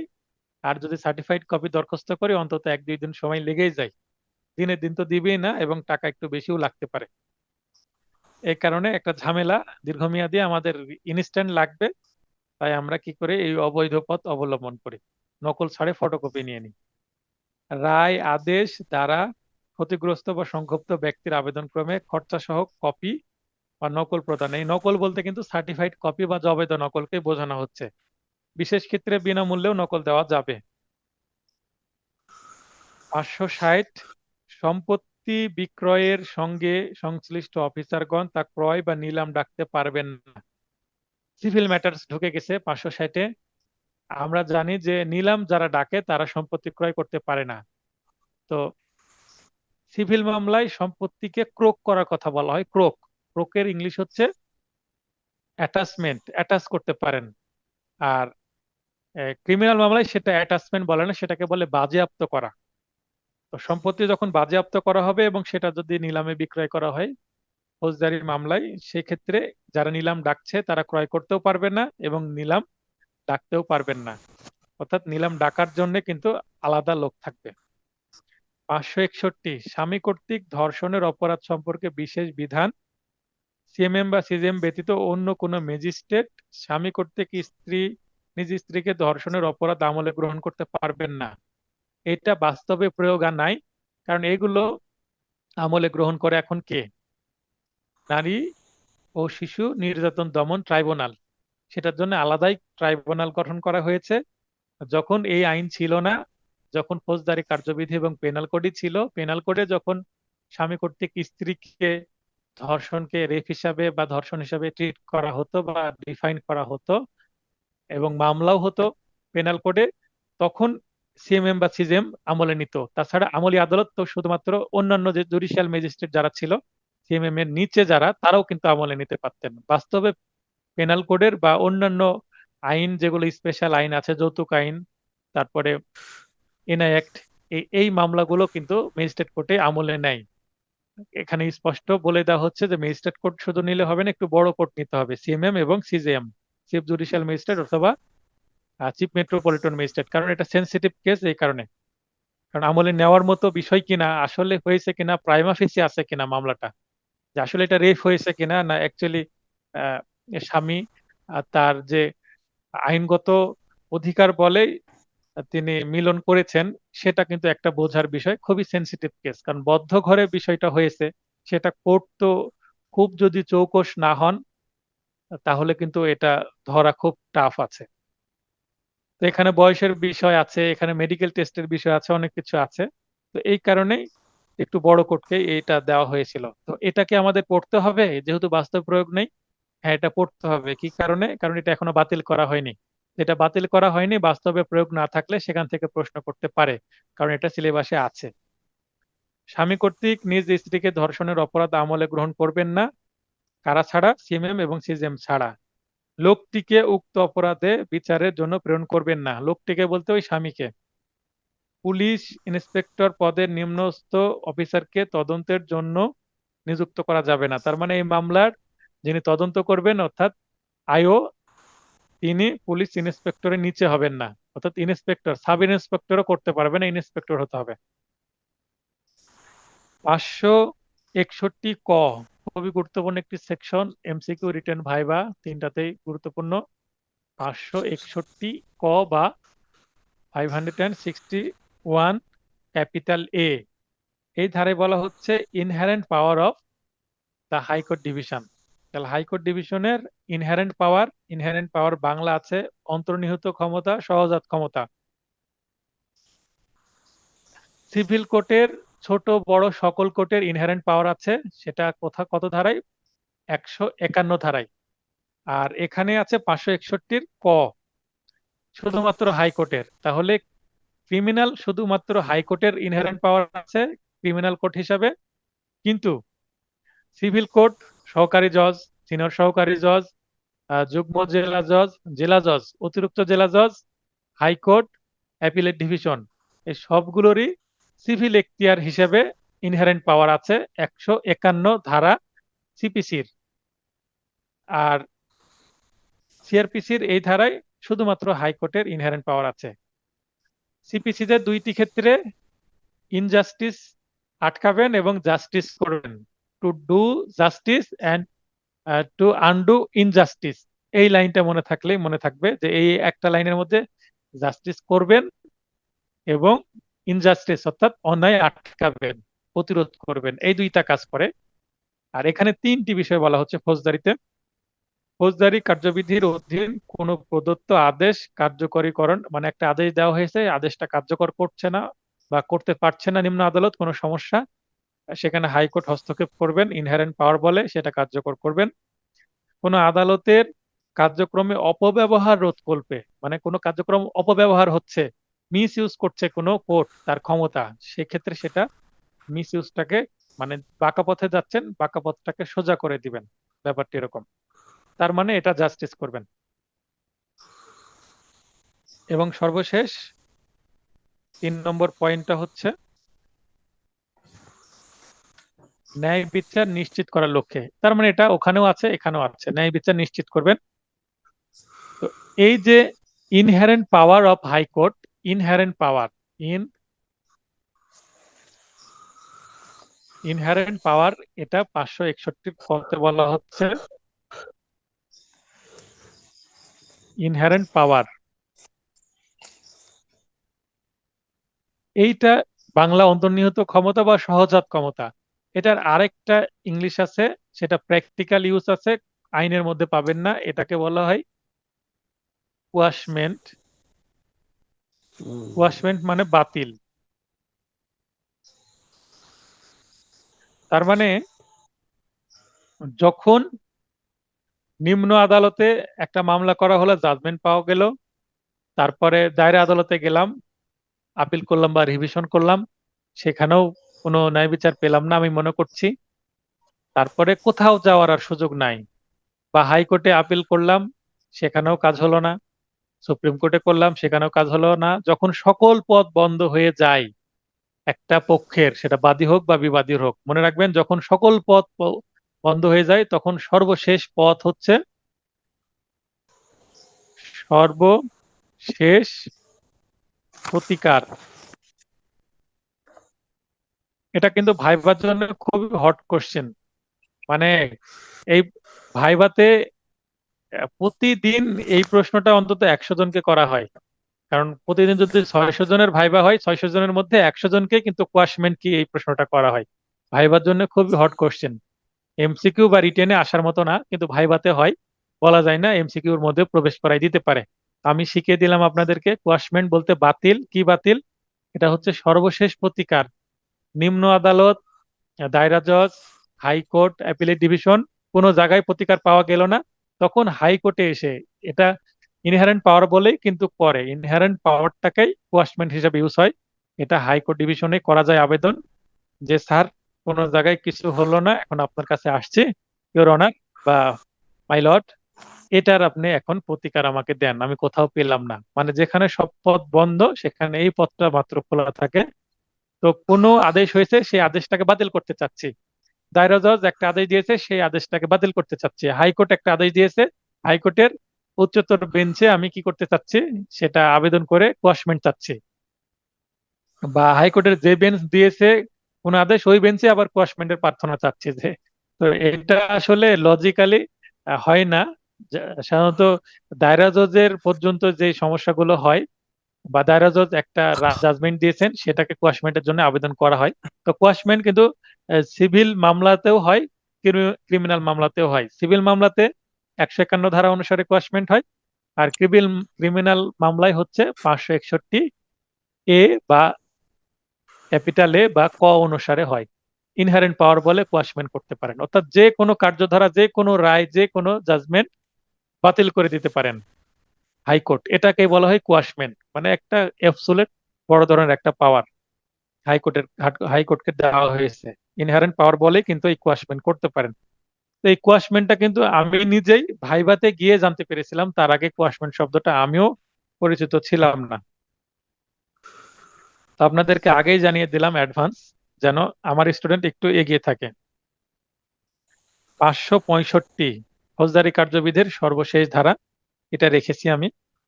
পূর্বে দণ্ডিত অপরাধীর ঠিকানা অবগত করার ক্ষমতা। একটা আসামি বারবার অপরাধ করে, তখন তাকে কি করতে হবে?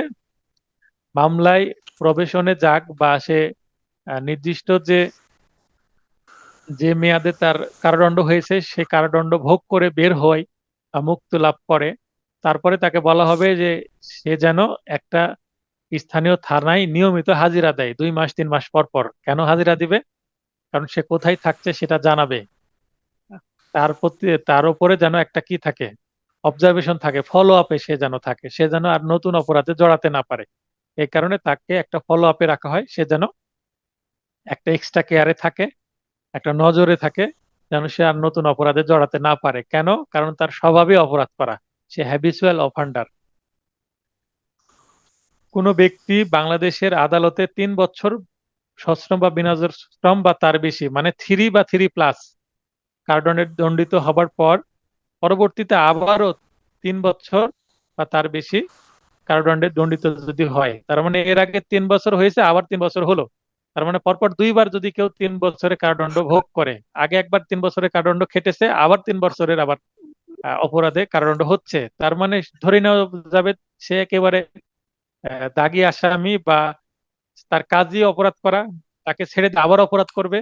সে যেন অপরাধ করতে একটু কন্ট্রোল রাখার জন্য এই ধারাটা করা হয়েছে। আদালত উপযুক্ত মনে করলে উক্ত ব্যক্তিকে যাবজ্জীবন সশ্রম কারাদণ্ড দিতে পারবেন। অর্থাৎ এর আগে একটা অপরাধ করলো 3 বছরের জেল হলো, আবার অপরাধ করলো আবার 3 বছরের জেল হলো। তো এই ক্ষেত্রে দ্বিতীয়বার যখন অপরাধ করতে যাবে তখন মনে করবেন আদালত যে এই 3 বছরে দেওয়া লাভ নাই, একে বাইরে রাখলে অপরাধটা করতেই আছে, অতএব তাকে একেবারে সারা জীবনের জন্য যাবজ্জীবন দিয়ে দেওয়া হোক, যেন বাইরে বের হয়ে আর অপরাধ করতে না পারে, কোনো ব্যক্তি বা সমাজের বা রাষ্ট্রের ক্ষতি করতে না পারে। যাবজ্জীবন না দিলে, যদি যাবজ্জীবন দেয় তাহলে তো আর তাকে নিয়ে কোনো মাথা ব্যথা থাকছে না, ভিতরেই তো থাকছে। কিন্তু যাবজ্জীবন যদি না দেওয়া হয় তাহলে বাইরে যদি থাকে, তাহলে এই ব্যবস্থা, কি ব্যবস্থা? যাবজ্জীবন না দিলে উক্ত 3 বছর সশ্রম বা বিনাশ্রম বা ততোধিক কারাদণ্ডের মেয়াদ উত্তীর্ণ বা সাজা ভোগ হবার তারিখ হতে, মানে সাজা ভোগ হয়ে গেছে, এবার সে বের হয়ে আসবে, সাজা তো খাটা হয়ে গেছে, তখন তো আর তাকে রাখা যাবে না, ছেড়ে দিতে হবে।